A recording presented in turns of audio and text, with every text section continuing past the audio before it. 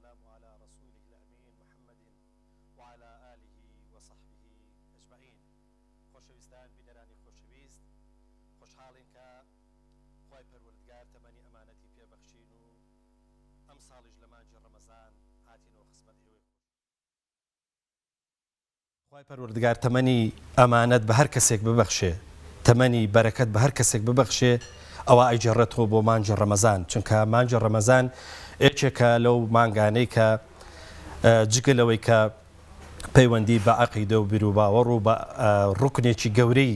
ئیسلامەوە هەیە، پەیوەندی بە ئیمانی کەسەکەوە هەیە، یاخود پەیوەندی بە ئیمانی ئیماندارانەوە هەیە. مانگێکیشە کە تایە ئینسان ئەو ڕەمەزانێک بۆ ڕەمەزانێکی دیکە خوای گەورە ئەیکا بە کەفارەت، واتە کەفارەتی گوناهەکانی. جا لەبەر ئەوە بەڕاستی سەرەتای مانجی ڕەمەزان پیرۆزبایی دەوێت، لەوەی کە پیرۆزبایی لە خۆمان بکەین بە دڵێکی خۆشەوە، وا بزانین کە خوای پەروەردگار بەخششێکی گەورەی لەگەڵا کردوون بەوەی کە گەیاندوینە مانجی ڕەمەزان، چونکە وەکو زانراوە سەلەفی ساڵح ڕەزا و ڕەحمەتی خۆیان لێبێ 6 مانجیان ماوە بۆ مانجی ڕەمەزان کە فەرمویانە اللهم بلغنا ڕەمەزان، خۆیان بمانگەیەنە مانجی ڕەمەزان. ئەوەش لەبەرەوە بووە کە بە تەئکید مادام ئینسانی تیا پاگە بێتەوە، مادام خوای گەورە ئیکا بە هۆکارێک و بە کەفارەت بۆ ئەوەی کە ئینسانی تیا پاک ببێتەوە، بڕواداری تیا پاک ببێتەوە، لەبەر ئەوە بەڕاستی پێویستی بەوە هەیە کە چاوەڕێ بکەیوە خوای پەروەردگار وەکو بەخشش ئەمەت پێ ببەخشێ. خۆشحاڵی کە ئەم ساڵ جیاواز لە ساڵانی دیکە بە جیاوازی دێنەوە خزمەت ئێوەی خۆشەویست. ئەم ساڵ بەرنامەکانمان ئەندازەیەک جیاوازیان تیا هەیە،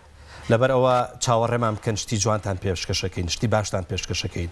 تەمەناوەکەین کە ئێمە و ئێوە بە درێژای ئەم مانجی ڕەمەزانە لێرە و لەم ستۆدیۆیا بەیەکەوە بین. نامەوێت لە سەرەتایە هەموو شتەکانی ستۆدیۆی سیگەوهەری ڕەمەزانتان پێ ئاشنا بکەم، لەبەرەوەی وا خۆشە کە خۆتان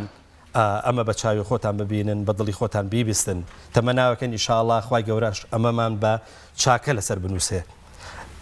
ئەمڕۆ من و کاک شێخی برام کاک شێخ لە خزمەتان ناین ئینشاءڵڵا بەرنامەکە بە یەکەوە پێشکەشەکەین. تەمەناوەکەن کە ئینشاءڵڵا دوو کەسی ڕەزاسووک بین لەلای ئێوە. فەرموو کاک شێخ. خۆشحاڵم کاک بەگیانەیە، خوای گەورە سەرفراسان کەوە خۆشحاڵین لەگەڵ ئەم ستافە جوانەی کەناڵی ئاسمانی پەیام ڕۆژانە لە خزمەتی ئاز و خۆشەویستا بین و لە پەخشی ڕاستە و خۆیان ئێوارانێک لەگەڵ ئێوە بەرینە سەر، لەگەڵ برابڕێزەکانمان لە ماڵەوە، لە دەرەوە، لە دوکانەکان، لەگەڵ خوشکی ئازیزمان، خوشکانی ئازیزمان کە لە ماڵەکانیانە هەروکو چۆن خەریکی ئامادەکردنی نانی ئێوارن، ئێمەش لەگەڵیانە هاوکاریانە بین لەگەڵ ئەو بەڕێزانەمان شێفەکان کە ئەو کارە ئەنجامێن و پێشوازی لە میوانە بەڕێزەکانی ئەم مانگە مبارەکەکەین کە سەرەتای ئەم مانگە ئەوەل و ڕەحمە، سەرەتاکەی ڕەحمەتە، هەر ڕەحمەت خۆی دا ئەبارێ بە سەرمانە، خۆی گەورە بیکاتە مای ڕەحمەت و بەرەکەت بۆ هەموو لایەکمان و شیفا بۆ هەموو نەخۆشەکان و هەروەها لێخۆشبوون بۆ هەموو مردوەکانمان. حەزەکەم ماوەسە پەیوەندیان پێشوازی لە میوانێکی زۆر ئازیز و خۆشەویست بکەین کە زۆر باشە. بەڵە خۆشەویستان، ئێستا پێشوازی لە بەڕێز کاک شێخ سێ قورئان خوێنی نێودەوڵەتیەکەین بۆی کە قورئانمان بۆ بخوێنێ. کاک شێخ فەرموو. سلام علیکم. عەلەیکم السلام.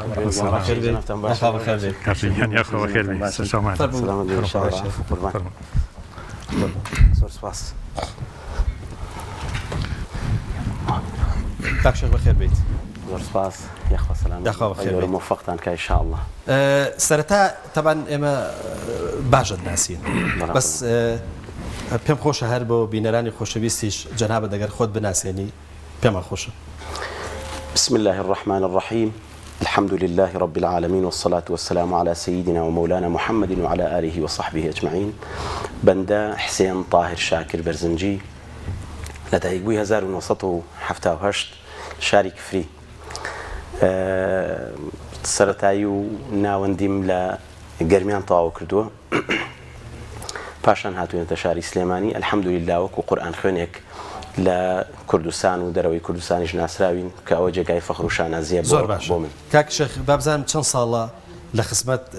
کەلامی خوای پەروەردگار لە خزمەت قورئانی پیرۆزای؟ لە ڕاستیە لەوەتەی فامم کردووە لە خزمەت باوکم بەڕەحمەت بێ کە تەجوید و هەندێک بابەتەکانی متعلق بە علومی قورئان لە خزمەتیان فێر بووم. ئیتر ئەوە تقریبا لە تەمەنی 7 ساڵیەوە من لە خزمەت قورئانی پیرۆزم. خوای گەورەی ئینشاءالله لێمان قبول بکات. ئینشاءالله. بابزانین ئەوەی کە ئێستا پێشکەشمانەکەی ئەو چەند ئاەتە لە قورئانی پیرۆز بابزانین بە قیرائەی میسری بە قیرائەی عێراقی بەچی پێشکەشمانەکەی؟ والله بە تیلاوە بە تەرتیل. من زیاتر وان ناسراوم کە لەسەر شێوازی مەدرسەی میسری قورئانە خوێنم، هەرچەند الحەمدولله شارەزایی تەواومان لە قیرائەی عێراقی و لە تەرتیل و لەوانەش هەیە و ئیمکانێتی ئەومان هەیە بە هەمویان بخوێنین. یعنی ئینشاءالله لە کاتی خۆیان ئاماژە بەوانش. زۆر باشە فەرمووی. ئینشاءالله. پێشەوەی ماوەسا دەست پێ بکاکە حەزەکەم ئاماژەش بۆ بکەین تاڵن بەخێراتنی جنابتانەکەین ماوەسا خێر بن.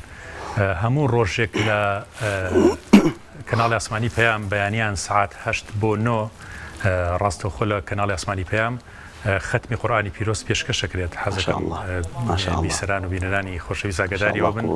و بەشداری لەو ختمەیە بکەن. ئینشاءالله ختمێکی تەواوە کرێت چونکە ڕۆژی جوزئێک لە قورئانە خوێنرێت لەو ختمەیە ئینشاءالله. زۆر باشە ئینشاءالله. أعوذ بالله من الشيطان الرجيم.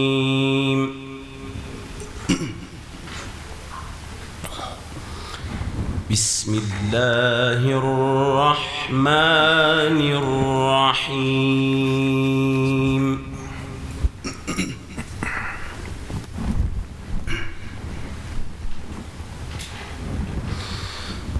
وما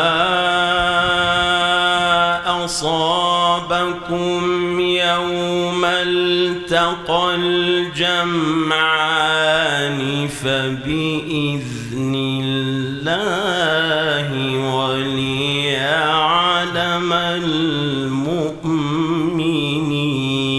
المؤمنين.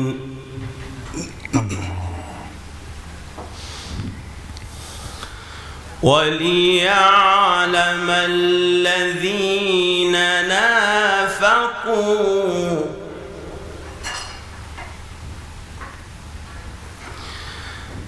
وقيل لهم تعالوا قاتلوا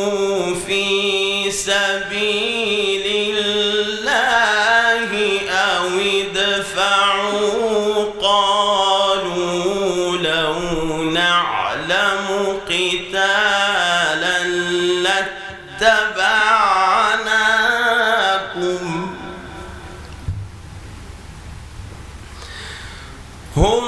للكفر يومئذ أقرب منهم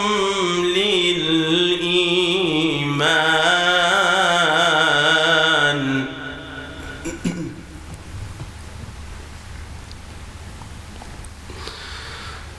وما أصابكم يوم التقى الجمعان فبإذن الله وليعلم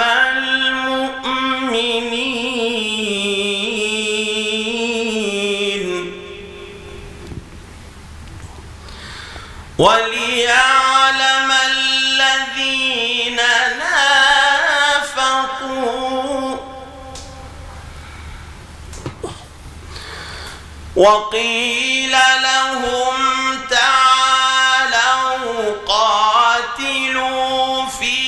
سبيل الله أو ادفعوا. قالوا لو نعلم قتالا لاتبعناكم.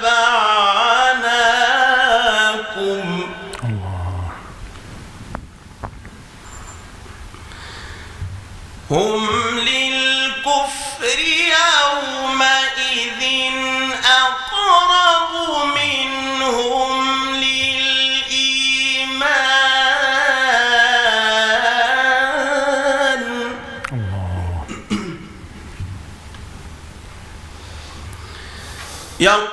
يقولون بأفواههم أفواههم ما ليس في قلوبهم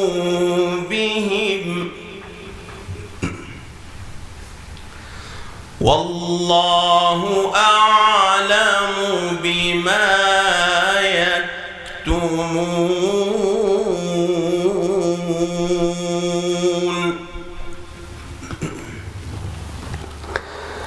الذين قالوا لإخوانهم وقعدوا لو أطاعونا ما قتلوا قل فادرءوا عن أنفسكم الموت إن كنتم صادقين صدق الله العظيم. خوا گەورە پاداش باتەوە کاک شێخ. جماعين ماشەڵڵا دەنگێکی خۆش و زوڵاڵ. کاک شێخ ئەو چەند ئاەتی کە خوێندت بە مەبەست ئەوانت هەڵبژارد بوو یاخود بۆ ئەوە بوو کە لەگەڵ دەنگ تاخود لەگەڵ ئەو ڕێتمە یاخود لەگەڵ ئەو ئیقاعە گونجا. والله سبحان الله كقرآن كم كردوا بوكرا ويكسر خوندم بەڵێ ئەوە تەم پێشتر خوێندووە بەڵام کە ئەوە کرایەوە ئیتر حەزم کردی خوێنم. تۆفیقتان بە یاخۆ. مامۆستاگیان ئێمە خۆشحاڵین لە یەکەم ڕۆژە کە ئەم ڕۆژە بەڕاستی زۆر مبارەکە زۆر گەورەیە ئێمە خوام فرسەتە گەورەی پیاینەوەکو الحەمدولله مامۆستای بەڕێز فەرمووی پێمان خۆشم ئاەتی قورئان ئەگەر جنابیشت ئاماژەیەکی پێ بکەی کە لەم ئەڵقەی یەکەمەیە باسیەکەین وامانەیە باسێکی کۆکردنەوەی خێزان بکەین. ئێمە لە ڕەمەزانە خێزان زۆر باش کۆ بێتەوە یعنی لە ئێوارانە لە کاتی بەربانگە هەمومان بەیەکەوە کۆ بینەوە هەمووی مۆبایلەکەی دایانێ هەمووی سێری تەلەڤیزیۆنەکەکەیە بەیەکەوە لەسەر سفرەکە کۆ بێتەوە لە نیوە شەوە ئاخر کەس نەبووە لە نیوە شەوە بەیەکەوە کۆ بێتەوە کەچی ڕەمەزان بەهۆی پارشێوە هەمووان کۆ کاتەوە لەسەر یەک سفرە و هەموویشی هەڵەسێنێ و بەیەکەوە نوێژەکەن و تەنانە زۆربەی خەڵکی شەو نوێژەکە چکە کاتەکە کاتێکی باشی بەدەستێت تا نوێژی بەیانی جا قورئان ئاماژەی بەو خێزانە ئەکات کە بەیەکەوە بشنە بەهەشت چەند جوانە فەرمێت ماوەسە پەیوەند جەنات عدن يدخلونها ومن صلح من آبائهم وأزواجهم وذرياتهم والملائكة يدخلون عليهم من كل باب کۆتایی ئاەتەکە کە مەلایکە چۆن سەلامی لەکە سەلام عەلەیکم بما صبرتم فنعم عقبى الدار یعنی چەند جوانە خێزانێک پێکاتوە لە نەنکەکان لە باپیرەکان لە نەوەکانیان لە کچ و کوڕەکان هەمویان کەسیان غایب نین لە بەهەشت هەمویان بەیەکەوە کۆبنەوە لە بەهەشت و اینجا مەلایکە چاوەڕوانەکەن مەلایکە پیان ئەڵێن بەڕاستیەوە ئارامگر بوون لەوەی ئەم خێزانە تۆکمەیی لە ڕووی ئیمان لە ڕووی پەروەردە لە ڕووی ئەخلاق لە ڕووی مامەڵەکردن تێکی نەیە تا بەهەشتیان لێ تێک بچێ هەمویان بە تۆکمەیی هاتن فەنیعمە عوقبە الدار ئەمە شوێنیمانەوەیە بەڕاستیەوە تیا بنیشن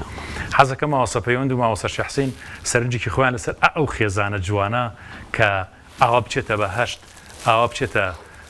خزمەتی پەروەردگار ئاوا پێشوازی لەلایەن مەلایکەوە لێ بکرێ چەند جوانە ئێمە ئەم خێزانەوە پەروەردە بکەین بچێتە ئەوێ بەڕێک و پێکی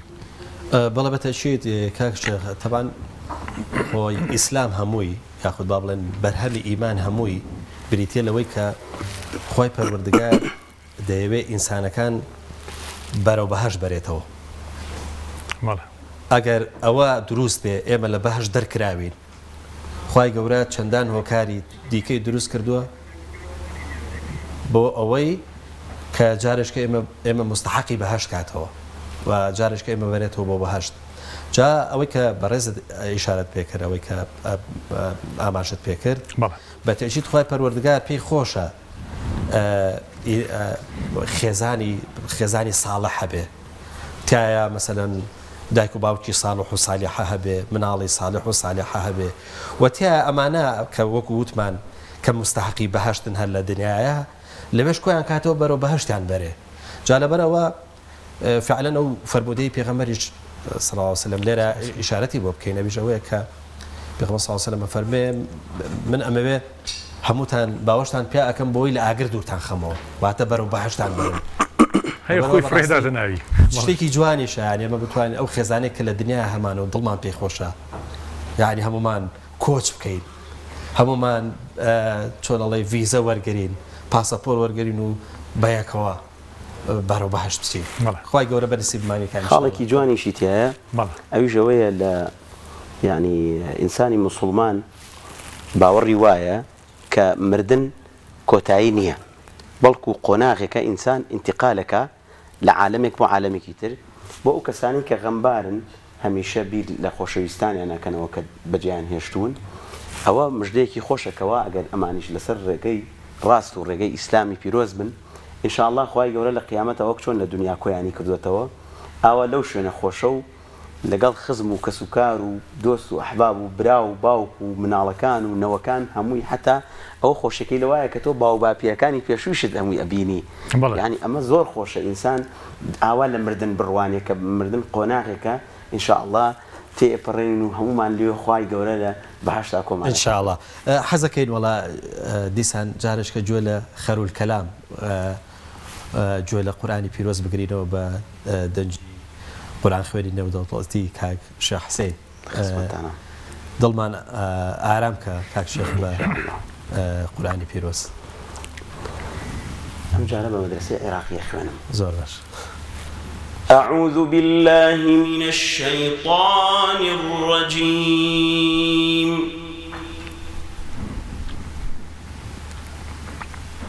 بسم الله الرحمن الرحيم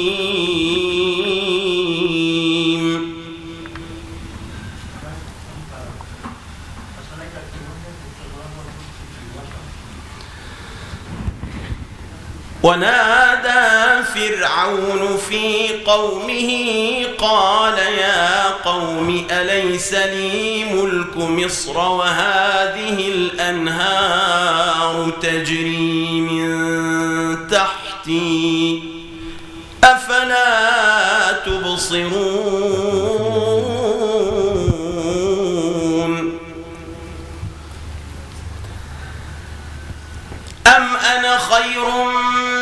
من هذا الذي هو مهين ولا يكاد يبين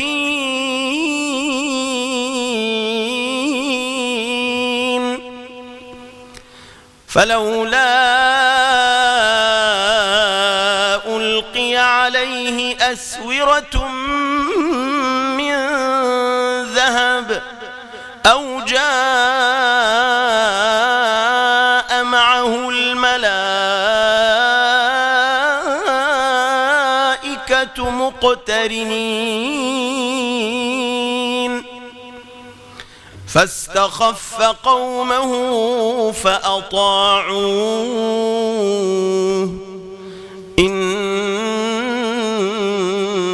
إنهم كانوا قوما فاسقين فلما آسفونا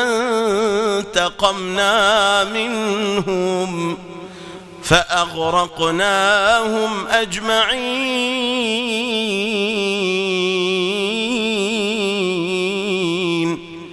فجعلناهم سلفا ومثلا للآخرين صدق الله العظيم خی گەورە پاداش باتەوە ئەگەر زۆر بە کورتی پێمان بڵێ ئەو قیراەتی عێراقی و قیراەتی میسری جیاوازەکان لە یاخود جیاوازە جەوهەریەکان لە چیایە؟ جیاوازی مەدرسەی عێراقی و مەدرسەی میسری کۆمەڵێک جیاوازی زۆریان هەیە بەڵام جیاوازی جەوهەری ئەوەیە لە مەدرسەی میسریە اهتیمام زۆر بە نەفەس ئەدرێ یعنی طولی نەفەسی تایە لە مەدرسەی عێراقیشا هەیە بەڵام ئەوە نییە بەو شێوەیە مەسەلەیەکێک لە جیاوازیەکانی تر ئەوەیە کە لم مدرسة عراقية فرعي مقام كان زور حفتها هشتا فرعي ليه بس لمصرية وانية لو دولة من ترع عراقي لو مصري لما مصرية اهتمام زور بالطبقات الصوتية دن مثلا جواب وجوابات دن العراقية هي بس زور كما لبروا دو مدرسة جواز الليك هذيك شان تامك يعني هو هيك بشتى باخك أو شان جور قولي تيابه هيك بونيك يعني بونيك أوايا مدرسة عراقي ومدرسة مصري مدرسة عراقي زياتر بلاي طابعي حزنها الروات يعني شنك زياتر كوارث العراق الرويدا وزياتر بلاي حزنها الروات والله خواهي قولة باداش داتو سپاس دەکەیت کاک شێخ ئەچینە ناو بڕێک و دوجار درێژە بە بەرنامەکە دێن ان شاء الله خزمەتانە فەرموو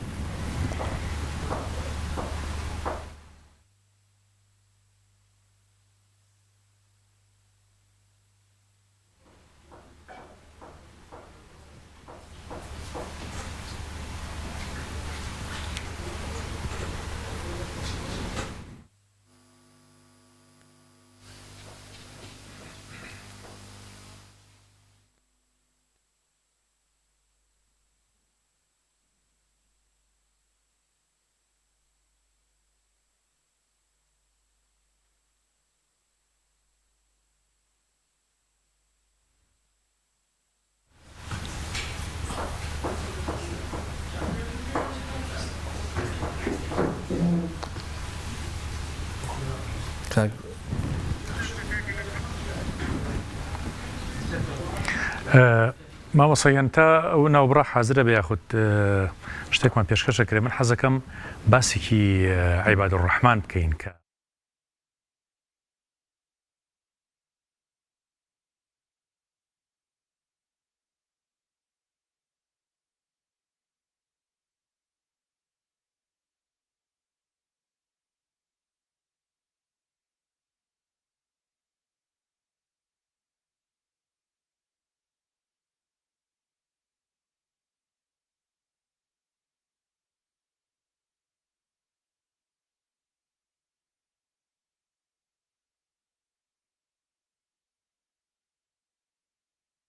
جوان بکەی ببێتە ئیمامی متەقین یعنی تەکلیفێکی قورس مهمەیەکی ئەرکێکی زۆر گرنگ کەوتۆتە سەرشانی باوک سەرشانی دایک کە لە خێزانە بگەینێتە ئەوەی کە خۆی پلەیەکی زۆر بەرزی دەسەکەوێت کە ئیمامی متەقینە کە ئەمە پلەیەکی زۆر بەرزە جا حەزەکەم لەم ڕەمەزانەیە ماوەسە پەیوەندیمە زۆر گرنگی بە خێزان بین چونکە خێزانەکان سەیری ئەماکەن ماوەسای ئەمە کەیسە لە شاشەکانە کە دەوری ئەم بەرنامەی ئێمەیان ناوە زیاتر ئافرەتان و پیاوانێک نزیکی ئێوارەیە حەزەکەن گویان لە ئێمە بێ با ئێمە زۆر تەوجیهاتی وردمان هەبێ بۆ ئەم خێزانە بە ڕێزانەکە شتی جوانێ پێشکەش بکەین لەم سی گەوهری ڕەمەزانەیە من حەزەکەم ماوەسە پەیوەند بڵێم لە ئەمڕۆیە باسێکی ئەو بکەین کە چۆن خۆشەویستی و بەیەکەوە بوون بگەڕێتەوە بۆ ناو خێزان یعنی ئەو تاجاری وا هەیە کەسێک پیاوێک لەسەر ئوتوی کراسێک لەسەر ئوتوی قۆڵێکی ڕەنگە بیکا بەشەڵ لە گەڵژنەکەیە یعنی کە ئوتۆکەی جوان نەکراوە چۆن ئێمە وا بکەین کە تەسامح و لێبوردەییمان هەبێ بەرامبەر بە یەک مەلایکە ماڵەکان خۆشەکات بەڕاستی بەوەی کە ئەم خێزانە ئیستیقرارێکی خێزانی تیابێ من نمونەیەکم لای ماوەسە پەیوەند هەرچەند لەگەڵ ماوەسە حسێن ناوزەم پێش بەرنامەکەی شتێکمان باس کرد لەسەرەوە پیاوێک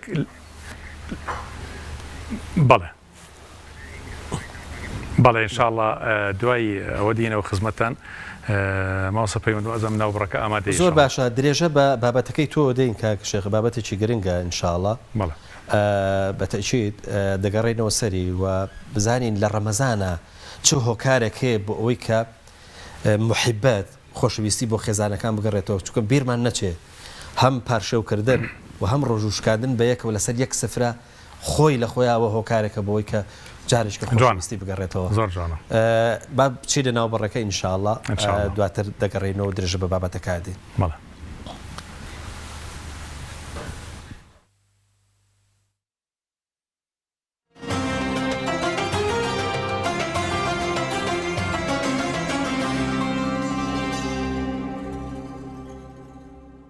بسم الله الرحمن الرحیم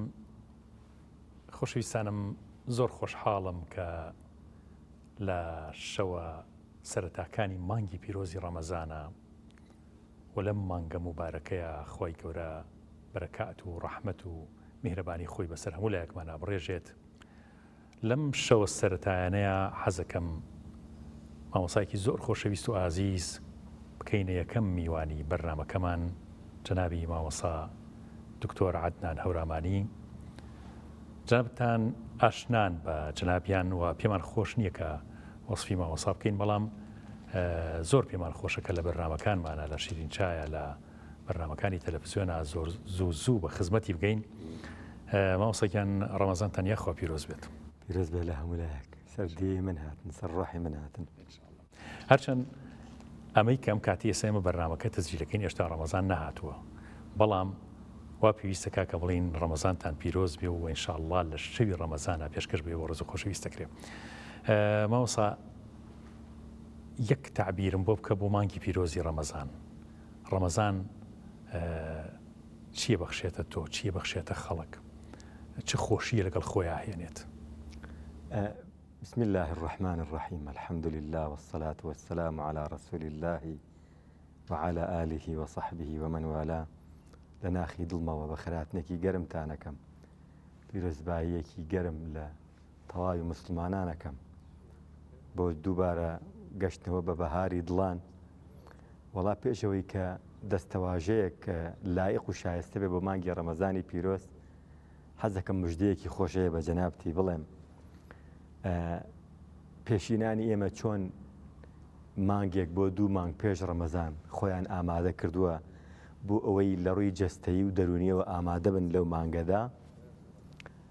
چونکە ئەو کردەوانەی کە لە ڕەمەزانە ئەنجامەدرێ کردەوەکان پاداشتەکەیان چەندین قات ئەبێتەوە. بە گوێرەی ئەو فەرمودەی ئینەمە الئەعمال بالنیات، ئێمە کە ئێستا لە مانگی ڕەمەزانە نین و ئەم بەرنامەیە ڕیکۆرد دەکەین، بەڵام بەو نیەتی کە جەنابت خۆت ئامادە ئەکەی بۆ مانگی ڕەمەزان و لە ڕەمەزانی پیرۆزا پێشکەشەکرێ، ئینشاءالله ئەجر و پاداشتەکەی چەند قاتە بە حسابی ڕەمەزان ئەو ئەجر و پاداشتە وەرەگری ئینشاءالله. و ئەم ئامادەسازیش کە بۆ ڕەمەزانیەکە ئینشاءالله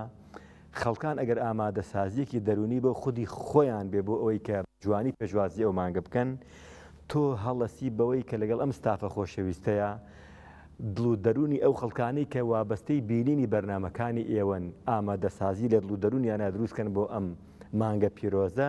لەوەشە ئینشاءالله چەندین جار مەئجورن، چووکە ئەجرەکەتان ئەجری شەخسی نیە، ئەبێتە هەمی ئومەتێک ئینشاءالله. یا ڕەبی سەربەرز بن. یا ڕەبی خۆرزاوەتەوە مامۆسایان. مامۆسایان ئێمە زنجیرەیەکمان بەدەستێەوە بۆ مانگی پیرۆزی ڕەمەزان.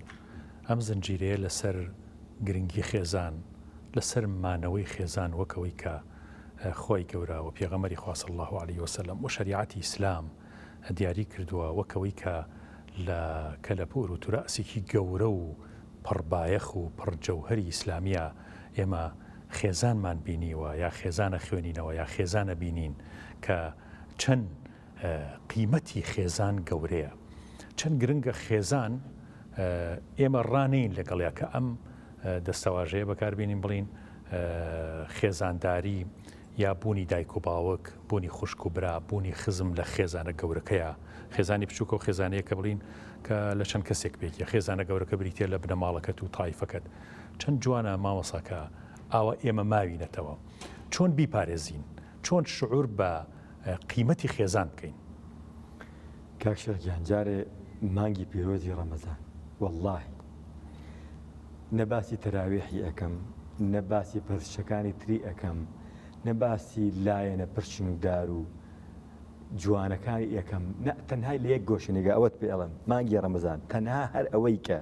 لەسەر سفرەیە کۆمانەکاتەوە، ئەوە گەورەترین فاکتەرە بۆ ئەوەی کە دڵ و دەروونمان ئاوادان بێتەوە. هەر ڕەمەزان هیچی تر لە پەرشە عیبادەتەکانی لابە، هەر بەوەی کە لەسەر فرۆخوانێک تبی لەوە مەکەڕۆکان دەکە زەڵێن با بە مانگی ڕەمەزان مانگی خواردنەوە و خۆقەڵەوکردنە و ئیتر ئەڵێنە دیوبدیو بەرەبینەوە سفرەیە، نا تۆ بلەم گۆشەنێگای وێ مەڕوانە، هەر بەوەی کە کات و ساتانێکمان ئەبێت لە یەک زەمن و لە یەک کاتا هەموو کۆبینەوە سەر سفرەیە، زرم و کوتی قاپ و قاچاقەکەیە لەسەر سفرە. ئەمە ئەو پەڕی ئاوەدانی دڵ و دەروون و ئەو پەڕی چەندێک مەعیتەمان ئاوەدانە بێتەوە، چوار ئەوە دڵ و دەروونمان بە تایبەت لە ڕووی زانستیەوە باوەڕکەن بڕۆتە سیری دراسی و ئاماژەکان کە ئەو مناڵانەی کە مناقەشە و زرم و کوتی کەوچک و قاپ و قاچاغی لەسەر سفرەی ماڵەوەیانە هەموو ئەو مناڵان کە لە قوتابخانەکانیشا زاکرەیان باشە ئەعسابیان هادئە زوو تێئەگەن کەمجی قڵدان نین یەکێک لەو گرفتە گەورانەی ئەمڕۆ ئێمە پێوەی دەناڵێنین کاکشەق ئەوەیە کە بەڕاستی بە جۆرە لە جۆرەکان لەم لاو لەولاوە بە پلان و بە پیلان لە گەورەی و قودسێتی خێزانە درێ واللهی کاکشەرگیان ئەو کەسانی کە تایبەت و خۆشەویستن لای خۆی پەروەردگار صفەتێکیانەیەکێک لە صفەتانە پێیان وترێ متەقین ئەوانە خۆشەویستانی خوان والله يحب المتقين تۆیەک ئەگەر هەم و غەمی پێگەیاندن و گەورەبوونی ئەم ئومەتت هەبێت چینێکی باشی متەقیانی تا دروست بێ کاتێک ئەتوانی ئەو هیمەتە و هەبێت ناتوانێت بگەیتە وەجعلنا للمتقین ئیماما حتا فاکتەری یەکەم جێبەجێ نەکەی بۆی لە فلتەری ئەو پەرچەی کە هەمیشە و هەموو کات نزای پێغەمبەری خوا بۆ صلی الله عليه وسلم و نزای سەلەفی صالح بۆکە یەکێکیشە لە صفات عباد الرحمن والذين يقولون ربنا يعني پێشەوەی دوعایەوە بکەن بڵێن خوایە بمانکەی بە پێشەنگ و پێشەوا و قدوە و سەرمەشقی متەقیان و لە خواترسان و بۆ خوا سڵحاوان و کاروان و نورینی بەختەوەران پێشەوەی ئەو نزایە بکەن بیر جارە لە ئومەتە بچووکەکە ئەکەنەوە چونکە ئەو ئومەتە گەورەیە کە ئومەتی نورینی محەممەدە کاروانی نبووەتی وەحیە مەدرسەی وەحیە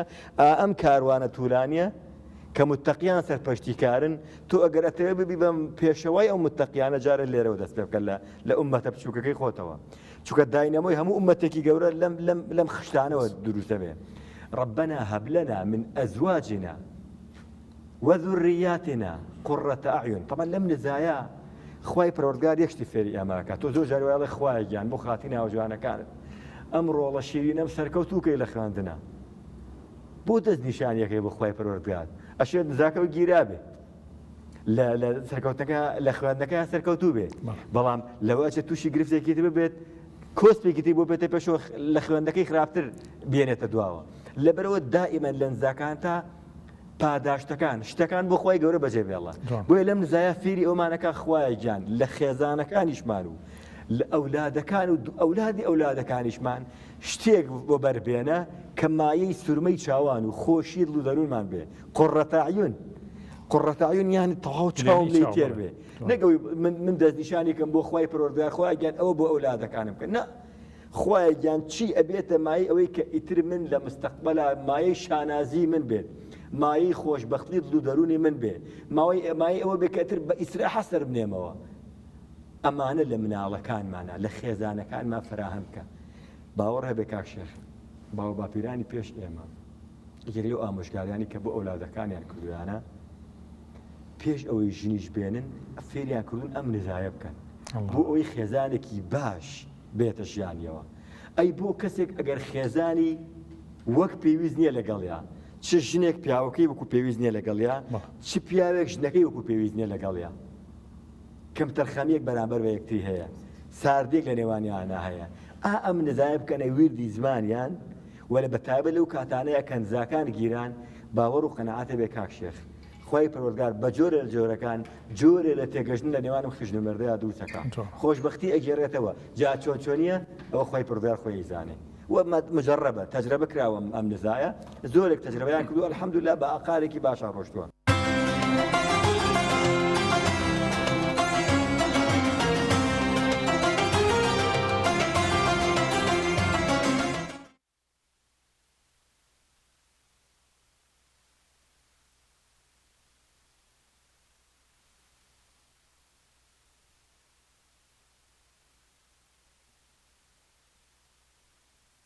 باسی گەوهەرێکەکەین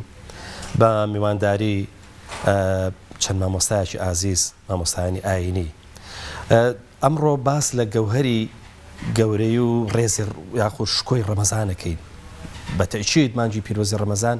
مانگێکی جیاوازە و خوای پەروەردگار هەڵی بژاردووە و بە تەئکیدیش ڕێز و شکۆ و گەورەیەکی زۆری یاوەتێ ئەم بابەتە بەیەکەوە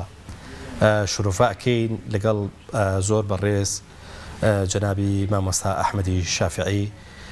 کە ئێستا لە ستودیۆ لەگەڵمانە مامۆستاجان زۆر بەخێر بیت سوپاست دەکەین کە ئامادە بوویت کاشر جەنابیش دەگەر خۆشحاڵیم وڵا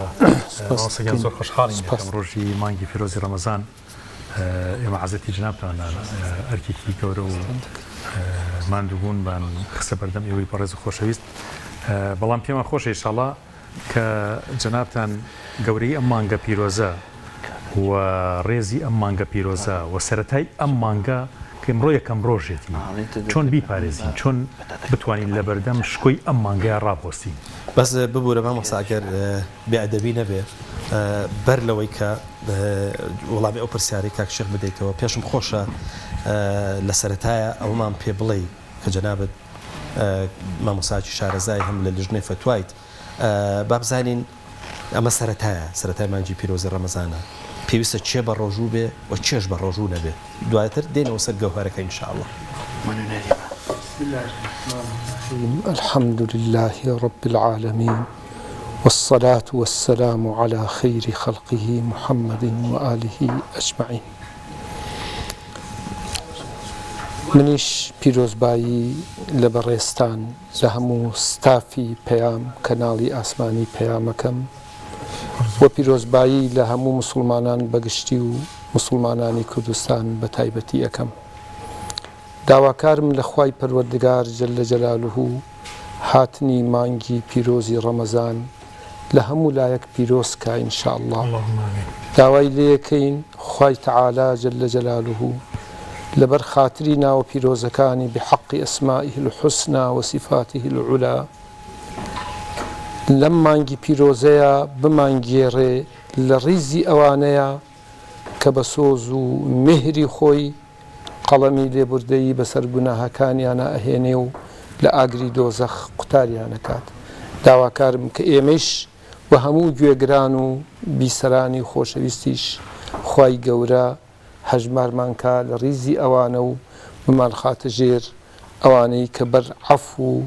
ڕەحەمات و غوفرانی پەروەردگارەکەون لەم مانگە پیرۆزەدا. ئەو پرسیاری یەکەمی بەڕێزت کە جەنابەت ئاماژەت پێکرد کە ئایەک و ئەوانە کێن ئەتوانن بە ڕۆژوو بن و ئەوانش کێن کە ناتوانن بە ڕۆژوو بن. دیارە هەموو ساڵێک کە مانگی پیرۆزی ڕەمەزان دێتە پێشەوە بلا تەشبیه مەرسوومێکی جمهوری پەروەردگاری دەرەچێت کە لەم مەرسوومە خوایەدا خوای پەروەردگار جەلە جەلالوه ڕوەکاتە هەموو مسڵمانێکی باڵغی عاقڵ کە توانای هەبێ کە ئامادەباشی بکەن بۆ بە ڕۆژووبوونی مانگی پیرۆزی ڕەمەزان. دیارە ڕۆژوو هەر مسڵمانێک کە باڵغ بێت و عاقڵ و ژیر بێ لە ڕووی شەرعیەوە واجبە ئەبێ مانگی ڕەمەزان بە ڕۆژوو بێت. بەڵام کۆمەڵێ ئەعذار هەن کە ئەوانە ئەبنە هۆی ئەوەی کە ئینسان ئەتوانێ بە ڕۆژوو نەبێت. هەندێ لەم عوزرانە پیان ئەوترێ الأعذار المانعة، یعنی با خۆشی حەزی لێ بکە با پێشی خۆش بێ بەڵام ئەو هۆکارە ئەو عوزرە مانعە ڕێگرە لەوەی کە بە ڕۆژوو بێ کە ئەمیش زیاتر تایبەتە بە خوشکانی بەڕێزەوە کە بریتە لە سووری مانگانە و هەروەها یا کاتێک کە خوشکێک مناڵی بوو بێ و لە کاتی زەیستانی بێت. ئەمە پێیان وترێ ئەعذاری مانعە ئەو خوشکەی کە لە سووری مانگانەیە واتە کە پێوترێ عادەی شەهری یا وەکو ئەو خوشکەی کە لە کاتی زەیستانیایە لەو کاتەیە لە ڕووی شەرعیەوە حرامە و دروست نییە بە ڕۆژوو بێ و نابێ بە ڕۆژوو بێ دوای ئەوەی کە سووری مانگانەکەی تەواو بوو یا کاتی زەیستانیەکەی تەواو بوو لە دوای ڕەمەزانە ئەو چەند ڕۆژەیە قەزا ئەکات و ئەیگرێتەوانێ. یعنی قەرزە لەسەری ئەمە قەرزە لەسەری ئەو خوشکانەی کە لە سووری مانگانەیە نەیانتوانیوە بە ڕۆژوو بن ئەو قوربان ئەو خوشکانەی کەوا خوای تەعالا مناڵی پێداون و زەمەنی زەیستانی ئیتر 30 ڕۆژە 40 ڕۆژە چەند ڕۆژە ئەو چەند ڕۆژەی کە ئەکەوێتە ڕەمەزانەوە نەیانتوانیوە بە ڕۆژوو بن ئەوە ئەبێت دوای ڕەمەزان قەرزە لەسەریان و وردە بە درێژایی ساڵەکە ئەگەر لە ماوەی ساڵەکەی شاگرتیانەوە هیچ جۆرە کەفارەتێکیان لەسەر نییە فیدیان لەسەر نییە بەعضی ئەعذاری ترمان هەیە پێوتێ ئەعذاری مبیحە یعنی واتە ئەو عوزرانەی کە ڕێگە بە ئینسان ئەدەن ئەتوانێت لە ڕەمەزانە بە ڕۆژوو نەبێت دیارە هەروەکو چەندجار ئاماژەی پێکراوە خوای تەعالا کە ئەم دینەی ناردووە بۆ ئەوەی ناردوێتی خزمەتی مرۆڤایەتی بکە خزمەتی ئینسان بکە ئەوەی کە پێی بوترێ شتی چاک پێی بوترێ مەصالح بۆ مرۆڤەکان بەرجەستەی بکە دەستەبەری بکە ئەوەیشی کە زیان بە مرۆڤەکان بگەێنێ لە ئێستایە لە ئایندەیە خوای تەعالا مرۆڤەکانی لێ دوورخستۆتەوە بۆیە ئەگونجێ هەندێک حاڵەت ڕوو بدەن لە ژیانی ئینسانە ئەو لە حاڵەتانە ئەگەر مرۆڤەکە بە ڕۆژوو بێ ئەو پیاوە ئەو ئافرەتە بە ڕۆژوو بێ تووشی هەندێک لە زیان هەندێک لە ناڕەحەتی هەندێک بێتاقەتی هەندێک ئیسعاجی ببێ خوای تەعالا ڕێگەی پێداوە کە بە ڕۆژوو نەبێت کەواتە مامۆستا ببوورە کەواتە یاری لێرە ئەوە دەرەکەوێت کە خودی زیانەکە خی پەرۆزگار لەبەروی کە زیانی بۆ مرۆڤەکە هەیە بۆ کەسەکە هەیە بۆیە ڕێگری کردووە لەوەی کە بە ڕۆژوو بێت بالضبط تەواوە فەرمایشت یەکێک لەوانە مەسلەی نەخۆشیە واتە ئێمە دوو جۆر نەخۆشیمان هەیە نەخۆشیەکی کاتیمان هەیە نەخۆشیەکی مزمین و بەردەواممان هەیە کەسێک کە نەخۆشە لەم مانگی ڕەمەزانەیە مەسەلەن عملیاتێکی کردووە یا هەر حاڵەتێکی نەخۆشی تایبەتی هەیە خوا نەخواستە نەخۆشی شەکرەی هەیە نەخۆشی زەختی هەیە کێشەیەکی هەیە ئەم ئینسانە لە ڕووی شەرعەوە ئەتوانێ بە ڕۆژوو نەبێ بە دەقی ئەو ئاەتەی کە خوای تەعالا ئاماژەی پێکردووە بەڵام ئێمە وەکو لیژنەی فتووە هەمیشە تەوسیەمان بۆ ئەو نەخۆشە ئەڵێن یەکەم ئیعتیماد مەکە لەسەر قسەی ئێمە و هەم سەر خۆیشت تۆ دکتۆرێکت هەیە مادام ئەم دکتۆرە یەکەم دکتۆرەکە موسڵمان بێت ڕۆژووی بەلاوە گرنگ بێ نەک هەر دکتۆری بڵێ گوێی مەدەرێ یەکەم دکتۆرێکی موسڵمان بێ ڕۆژووی بەلاوە پەسەند و گرنگ بێ دووهەمیش دکتۆرەکە پسپۆڕ و تایبەتمەندی ئەو نەخۆشیە بێتانێ ئەگەر ئەم دکتۆرە تایبەتیە وتی بە تۆ ئەی نەخۆش بە ڕۆژوو مە بە ڕۆژوەکە زیانت پێگەێنێ ئەوە ئەتوانی بە ڕۆژوو نەبیت ماسە بەعزێ نەخۆشی هەیە ینی ئێستا تقریبا دکتۆرەکان قسەیان هەمویان لەسەری یەک شتەکەڵێن سە بۆ نمونە شەکرا تا چنێک کەسێ شەکرەی بێتوانێ بە ڕۆژوو نەبێت سەوە پرسیاری زۆرە لەوانەیە کە شەکریان هەیە ینی هەیە شەکرەی هەیە بە شەکرەکەی کەمە نزمە یاتوانێ بە ڕۆژوو بێت ئایا هەموو کەسێ شەکرەی هەبێت ئەتوانێت بە ڕۆژوو نەبێت بەس ببوورە مامەستا ئەمە ڕەنگە پرسیارە بێت لە نێوانی دوو هەم بەشێکی پەیوەندی بە فتواوە هەبێت دەڕوانگەی پەیوەندەکەی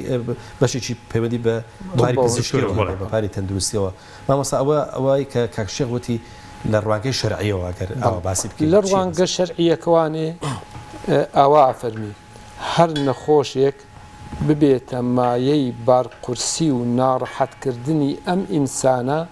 یا بێتە هۆی درەنگ چاکبوونەوەی ئەو مرۆڤە نەخۆشە ئەتوانێت بە ڕۆژوو نەبێت تەلەفی ئاعزایەکی بەڵێ یعنی هەر نەخۆشیەک خوا نەخواست ببێتە هۆی ئەوەی کە ئەو ئەندامەیە تیا بچێ چاوی زەرر بێنێت ئەندامێکی لاشەی تیا بچێ یا وەکو تووشی ناڕەحەتەیەکی زۆری کاکە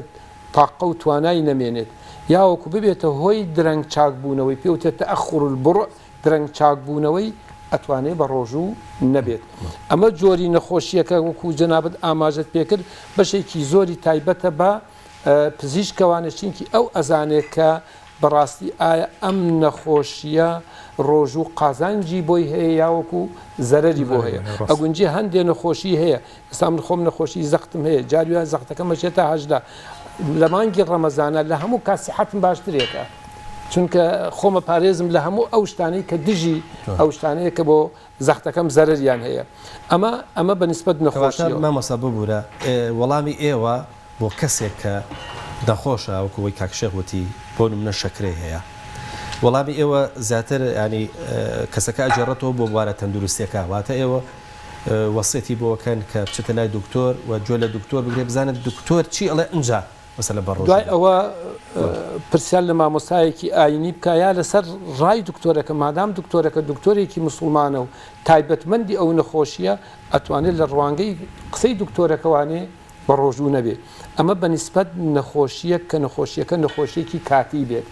بەڵام جۆرێکی تر نەخۆشیمان هەیە کە نەخۆشیەکە بەردەوامە ئەم نەخۆشیەکە نەخۆشیێکی بەردەوامە ئیتر بە درێژایی ئەم نەخۆشی لێ نابێتەوە و دکتۆریش تەوسیەی کردووە کە نابێ بە ڕۆژوو بێت ئەمە لەو حاڵەتەیە ئەتوانێ بە ڕۆژوو نەبێ و هەموو ساڵێک فیدەکەی بدا وەکو ئاەتەکە ئەفەرمێ وعلى الذين يطيقونه ئەمە کەلیمەی یوتیقونەه بەعزێگەڵێن لایەکی مەحزوفە عین لا یوتیقونەه توانایان نییە یاوەکو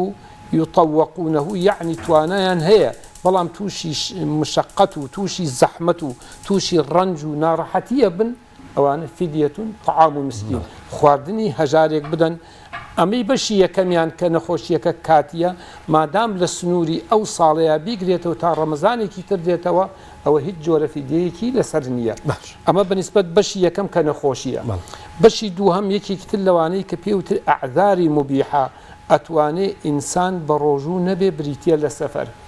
بەڵام لە سەفەرە دوو شتیان داناوە زانایانی فقی ئیسلامی دوو شتیان داناوە یەکەم ئەن یەکونە سەفەر و مباحە نەبێ سەفەرەکە سەفەرێکی حەڵاڵ بێت یعنی تر سەفەرەکە واجب بێ چونکە هەندێک سەفەرمان هەیە واجبە هەندێک سەفەرمان هەیە سونەتە هەندێک سەفەرمان هەیە مباحە بڵێ ئەگەر بە شەرتێ سەفەرەکە یەکەم مباح بێ دووهەم گەشت بێتە مسافەی قەسر کە بەپێی مەسەبی ئیمامی شافعی مسافەی قەسر ئەوەیە لە 80 کیلۆمەتر بەرەو سەر بێت مەسەن لێرەوە بۆ هەولێر لێرەوە بۆ بەغداد ئەچێ بۆ ئێران سەفەرەکە بۆ تورکیا ئەچێ بۆ حیجاز مادام سەفەرەکە سەفەرێکی حەڵاڵەوە سەفەرەکەیش لە سەروی 80 کیلۆمەترەوەیە ئەوە ئەتوانێ بە ڕۆژوو نەبێ پێی ئەو حتا ئەگەر ناڕەحەتیش نەبێ ماندوویش نەبێ بێتاقەتیش نەبێ خودی سەفەرەکە خۆی عزرەکەیە ئەمە زانایانی فقی ئیسلامی بەعزێ هاتوون مشقەتیان داناوە ئەڵێن نەخێر یعنی سەبەبەکە مشقەت نییە چونکە ئەم مشقەتە یعنی لە کەسێکەوە بۆ کەسێکی ترە گۆڕێت سەبەبەکە سەفەرە مادام ئەم ئینسانە سەفەری کرد و سەفەرەکەی لە سەروی 80 کیلۆمەترەوە بوو ئەتوانێ بە ڕۆژوو نەبێت بە گوێرەی دەقی قورئانی پیرۆز هەروەها بە گوێرەی دەقی فەرمودەی پێغەمبەر صلی الله علیه و سلم هەرچەند ئاەتەکە ئەفەرمێ کەسێ ئەگەر چووە سەفەر و ناڕەحەت نەبوو و ئەن تەصوموا خەیڕ لەکم بە ڕۆژوو بێ چاترێکە لەلایەکیشەوە ئەگەر زانی بە ڕۆژوو بێ تووشی مشقەت و ناڕەحەتی ئەبێ و لەوانێ ئەندامێکی تیا بچێ یا تووشی هیلایەکیی زۆر بێ لەوانەیە بە ڕۆژوو بێ گوناهی بگا لەو حاڵەتەیشە بڵێ ناوبڕ نزیک نەبووینەوە چەخولەکێکمان ماوە کاک شێخ ئەگەر بیرمان نەچێت باس لە فەزڵ و گەورەی مانگی پیرۆزە ڕەمەزانیش مام ساگەر ئشارەتێکی پێ بکەی چونکە چەند خولەکی کەم ماوە ئەگەر یەک شیشم دەبێت و ئەویش بەنسبەت خەڵکێکی پیرەوە هەرێکێکی لەوانە کە ئەعذاری مەبیحەن پێوتری ئەشەیخ الهەریم مەسەن پیاوێکی پیر ئافرەتێکی پیر تەمەنی لە سەروی 70 ساڵەیە توانایی نەماوە توانای ڕۆژووی نەماوە لەوانەیە ئەگەر بێت و زوو ئاو نەخوا زوو نان نەخوا بکەوێ ئەزیەتی بگا ئەویش هەریکێکە لەو حاڵەتانە لە ڕووی شەرعیەوانێ ئەتوانێ بە ڕۆژوو نەبێ و هەموو ساڵێ لە کۆتایی ڕەمەزانە فیدەکەی بدا مامۆستا باسێک لە گەورەی ڕەمەزانە مامۆستا ڕەمەزان بۆ مانگێکی گەورەیە بۆ مانگێکی مەزنە خۆی لە حەقیقەتتا ڕەمەزان مانگی وەکو ئەڵێ دەمەزەرکردنەوەی ئیمان و دەمەزەرکردنەوەی باوەڕی ئینسانە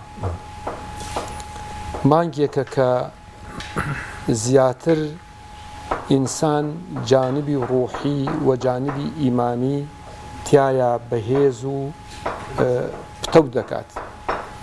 وەخوای تەعالا جەلە جەلالوه لە قورئانی پیرۆزە بەشێک لە حکمت و لە فەلسەفەی ڕۆژوو ئامادە پێ کردووە کە یەکێک لەوانە ئەفەرمێ لەعەلەکم تەتەقون و پێغەمبەری خۆشەویستیشمان صلی الله عليه وسلم لە حەدیثێکی صەحیحە کە ئیمامی بوخاری ڕیوایەتی کردووە ئیمامی مسلم هەردووکیان ڕیوایەتیان کردووە کە فەرموویەتی من صام رمضان إيمانا واحتسابا غفر له ما تقدم من ذنبه براستي أمام مجديكي زور خوشة هیچ مجدەیەک لەوە خۆشتر نییە خوای پەروەردگار جەلە جەلالوهو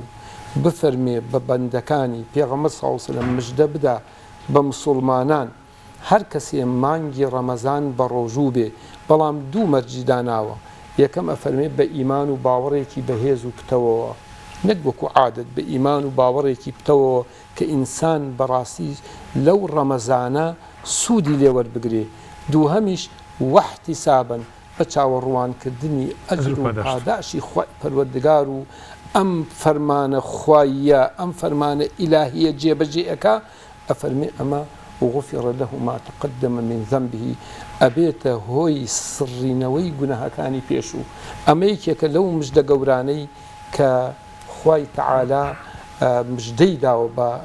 بەندەکان و لە فەرمودەیەکی ترە صحیحا کە پێغەمبەر صلی الله علیه و سەلەم فەرموویەتی کە یەکێک لەو شتانە شفاعەت بۆ ئینسانەکەن لە ڕۆژی قیامەتە ئەبنە تکاکاری بریتیە لە ڕۆژوو وەکو فەرموویەتی الصیام والقورئان یشفعان یوم القیامەة ئەوەی کە لە خزمەتی قورئانە ئەژی کاتەکانی بە خزمەتی قورئانەوە ئەباتە سەر و هەمیشە قورئان بە تەدەببر و بیرکردنەوە ئەخوێنێ لەژێر سایەی قورئانە ئەژی وەکو بڵێ قورئانی کردوتە کەتەلۆکی ژیانی خۆی ئەوێ هەڵسو کەوتەکانی بە گوێرەی قورئان بێ قورئان لە ژیانیا جێبەجێکە قورئانی کردوتە مامۆستا و چرای ڕووناکەرەوەی ژیانی خۆی واتە هەڵسو کەوتەکانی بە گوێرەی قورئانە و هەروەها ئەوانەیشی کە ڕۆژوو بەو شێوەی کە ئاماژەمان پێکرد کە بە ئیمان و باوەڕێکی پتەوە و بە چاوەڕوانی ئەجر و پاداشەوە بە ڕۆژوە بن ئەفەرمێ هەردووکیان لە ڕۆژی قیامەتە ئەبنە تکاکار ئەبنە شفاعەتکەر بۆ ئەم عەبدەیە کە داوای سڕینەوەی گوناهەکانیان ئەکەن لە پەروەردگار بۆ ئەم عەبدەیە کاک من حەزەکەم شتێکی خۆشی عەرزی ماوەسا بکەم هەم کاتێک کە جنابی ماوەسا ئەم متەشرینانەمان پێشکەشەکە بە هێواشی تەقەی کەوگیر و کەوچک و ئەمانەیە جا ماوەسا جنابیشتان ڕەنگە شتێک تابیر بکەوێتەوە زمانی حوجرە و فەقێتی کە ئیشتان کردووە و چێشتی لێناوەی ئەم بۆن و بەرامەش لەگەڵام بۆ تەشرینانی جنابتا ئەتر شێفەکانیشمان خەریکێم ئیش و کارن خوا سەلامەتیان کە کاک شێخ مەبەستی ئەوەیە کە کاک شێف دیار و کاک شێف نەریمان بە درێژایی مانجی ڕەمەزانی ئینشەڵا لەگەڵمانە بن ماشەڵڵا شوێنێکی جوانیان هەیە بۆ خۆیان پاک و پوختە بە تەکید خواردنی ئینشاڵڵا بە لەزەتمان پێشکەشەکەن بەڵام ئینشاڵڵا دوای ناوبڕەکان ناوبڕێک وەرەگرین بە تەفاسیلە چی لە لای شێفەکان و قسەشان لەگەڵاکەن ئینشاڵڵا دواتر بەوەی کە بینەرانی خۆشەویستیش بیان ناسن بەڵە خۆشەویستانە چی لە ناوبڕێک و دواتر دێن و خزمەتی ئەوەی خۆشەویست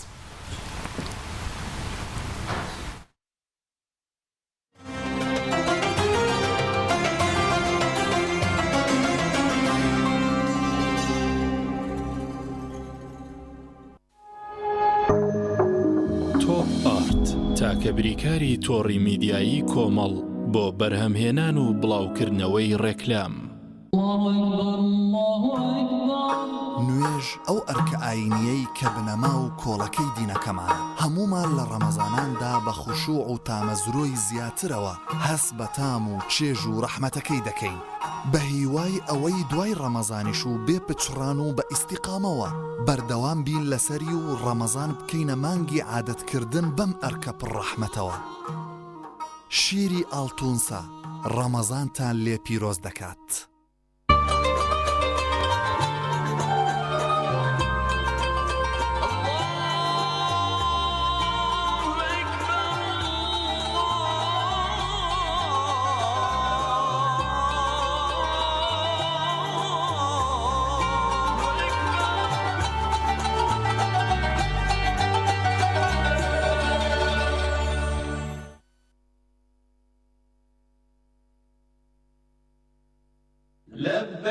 کۆمپانیای کاروانی مەدینە کۆمپانیای کاروانی مەدینە گەشتەکانی ئامڕەی دەست پێ دەکات بۆ هەردوو شاری مەدینەی درەوشاوە و مەککەی پیرۆز بە باشترین خزمەتگوزاری و نرخی گونجاو بە سەرپەرشتی ماوەسا کەمال غەفار و بەڕێبەرایەتی ماوەسایانی ئاینی شارەزا و دڵسۆز گەشتەکانی کۆمپانیاکەمان ئەم خزمەتگوزاریانە لەخۆ دەگرێت نزیکی هۆتێل لە حەڕەمەین ئیحرام بۆ پیاوان سەرپۆش بۆ خانمان، جانتای پێویست، ئاوی زەمزەم، ڕۆژانە دابینکردنی سێژەم خواردن، سەردانکردنی هەموو جێگە پیرۆزەکان لە حەڕەمەین، کۆمپانیای کاروانی مەدینە بۆ حەج و عومرە. ناونیشان سلێمانی شەقامی بازنەی مەلیک مەحموود بەرامبەر نەخۆشخانەی بەخشین. بۆ زانیاری زیاتر پەیوەندی بەم ژمارانەوە بکەن: 1970 146 0039 1950 219 5097 کۆمپانیای کاروانی مەدینە بۆ حەج و عومرە. ڕەمەزان لە ڕیکلامە، ڕەمەزان لە ڕاستیە. مناڵی ناسن درەنگە فریان ناکەوی. باش دایگەنی ساڵەسم. کوڕم هەسەوابان نییە. پارشێو ناکەم.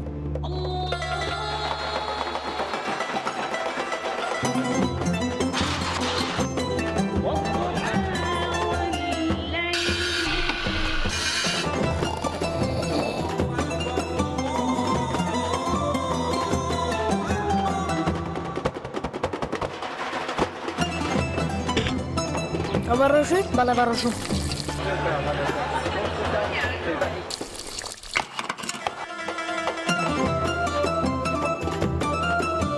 ڕەمەزان وەک ڕکلامەکان بێت یاخو ژیانی ڕاستی با هەوڵدەین زۆرترین تێشوی قیامەتی تیا کۆ بکەینەوە بە جۆرێک چێژی ڕۆحی لێ وەرگرین تا 11 مانگی تر بەشمان بکات. برنجی مەحموود ڕەمەزانتان لێ پیرۆزەکات.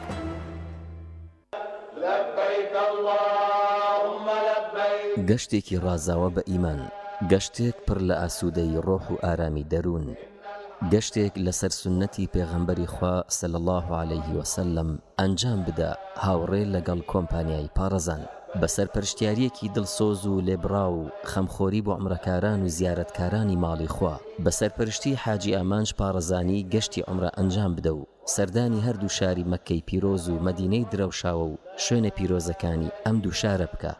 کۆمپانیای پارەزان گەشتەکانی بەڕێنمونی مامۆستایانی ئاینی شارەزا بەڕێوە دەبات تا عمرێک ئاوێتە بە چینینەوەی پاداشت ئەنجام بدەیت. هاوڕێی کۆمپانیای پارەزان بە و ئەم دیاریانە وەربگرە: 3 جانتای قەبارە جیاواز، ئیحرام بۆ پیاوان و سەرپۆش بۆ ئافرەتان، نامیلکەی ڕێنمایی بۆ عومرەکاران، ناونیشان سلێمانی شەقامی سەدەکەی ئازادی نزیک نەخۆشخانەی توی مەلیکی تایبەت. بۆ زانیاری زیاتر پەیوەندی بەم ژمارانەوە بکەن.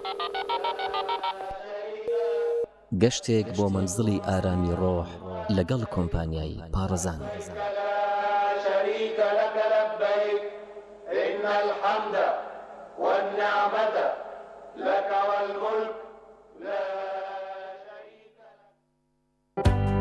گرفتی ئەوەت نەبێت جلەکانت پیس بوون و بۆنیان ناخۆش بێت کاتێک جلشۆری هایسنس پیورجێتت هەیە. ئەم جلشۆرە سیستمی هەڵمی تێدایە بە تەواوەتی جلەکانت لە پیسی پاگەکاتەوە و بۆنێکی خۆشیانەداتێ و ناژێڵێت چرج ببن. سیستمی ئینڤێرتەری تێدایە و ڕێگرێت لەوەی هەر گرفتێکی کارەبایت بۆ دروست ببێت. دیزاینێکی جوانی هەیە و کواڵیتێکەشی هێچکار بەرزە. لە یەکادا هەم جلەکانت بۆ شووە و هەم بە باشترین شێوە وشکیانەکاتەوە و ناژێڵێت جلەکانت چرچ و لۆچیان تێدایە. ڕووبەرێکی گەورەی هەیە و 10 کیلۆگرام پۆشاک لە خۆڵ. ئەمانە و چەندین تایبەتمەندی تر لەم جۆرە نوێی جلشۆری هایسنسدا بۆ تۆ ئامادەکراوە. تۆپ ئارت تاکە بریکاری تۆڕی میدیایی کۆمەڵ بۆ بەرهەمهێنان و بڵاوکردنەوەی ڕێکلام.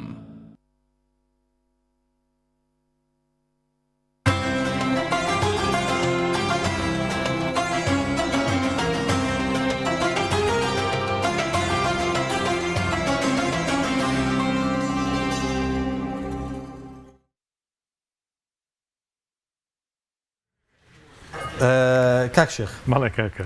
نۆبەی خواردنە یعنی بیخۆین نایخۆی جارێ هێشتا کاتی نهاتوە بەڵام با بپرسە بزانم تۆ لەگەڵ خوارد نابینێت چۆنە؟ وەڵی یەکەم ڕۆژی ڕەمەزان بێ و بین لەبێ خواردنانی هیچ باشە تۆ لە ڕەمەزانانە زۆر گرنگی بە چ جۆرە خواردنێک دێ حەزەکەی چ جۆرە خواردنێک تاوان دکتۆری شووی لێ وەڵی تر هەر خواردنی ڕەمەزان طبعاً صحی بێ باشە بەڵام بەڕاستی کەسمان بەگوێ سەحە ناکەین زۆر هەرچەند خۆم لە سەحەی شام بەڵام ئیتر خواردنی چەور و هی ئێواران حەزەکەم خۆشتر بێت تا پاشێ و پاشە زۆر کەمترە خۆم پاشە بەس ئێواران حەزم لە ئیتر برنج و قوبڵی و هەموو ئەوشتانانی هەر شتێک کە گۆشت و ئەو نعمەتانەمی خۆشە زانی بۆچی وتم ئەو کاتە کە جەنابی مامۆستا ئەحمەد لێرە بوو وتت بۆن و بەرامەی چێشت و شێفەکانێت حتمما یا برسیتە حەزت لە خواردنە بەڵام خۆشەویستان ئەم بەرنمەیە بەتەکید بە سپۆنسەری بەرنمەی نەخۆشخانەی بەخشین و هەروەها زەیتی کاشۆیە سوپاس بۆ پشتگیریەکان کاک شێخ بە سەرێک لە شێفەکان بدەین بتوانین بۆی شێفەکانیش خۆیان بناسێن لە خزمەت دوجار ئەنجادێنەوە خزمەتی دیکتۆر السلام عليكم. سلام. كاشف يرجع باشا.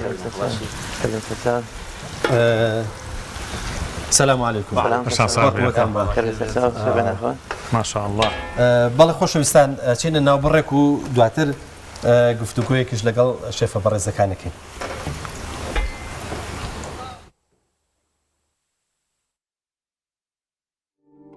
بە سپۆنسەری نەخۆشخانەی بەخشین زەیتی کاشۆ.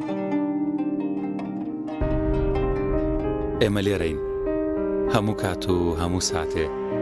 بە درێژایی ساڵ ئێمە هەمووان دەبینین بۆ کار ناکەین تا سوپاسمان بکەن بەڵکو بەرپرسیارەتی و ڕازی دڵمان جێبەجێەکەین ئێمە لە ناخی ئێوە هەڵقڵاوین خۆشویستنی کار و پیشە و بەدەستێنانی ڕەزامەندی خوددا ئامانجمانە شانازی دەکەین کە یەکێکین لە باشترین نەخۆشخانەکانی هەرێمی کوردستان ئێمە لە نەخۆشخانی بەخشینین لای ئێمە دڵنیاتری کاشۆ بەرهەمێکی خانەدانە تایبەت بەخوان و چێشتخانە چێژ و جوانی زەیتی کاشۆ مایەی کۆکەرەوەی خێزانە بۆ دوورکەوتنەوە لە زەخت و شەکرا کاشۆ دەوا و دەرمانە هەمیشە مەڕوانە لە هەرزانی کە ئەزانی لەسەر سیحەتت گرانە دەسا هەڵبژێرە زەیتی کاشۆ بەرەکەتی سفرە و خوانە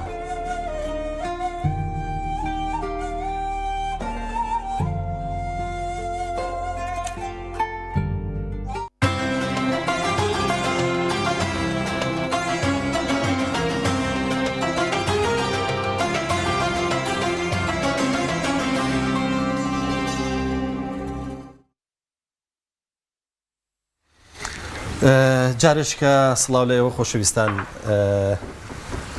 لە مەتبەخەکەی شێف دیار و شێف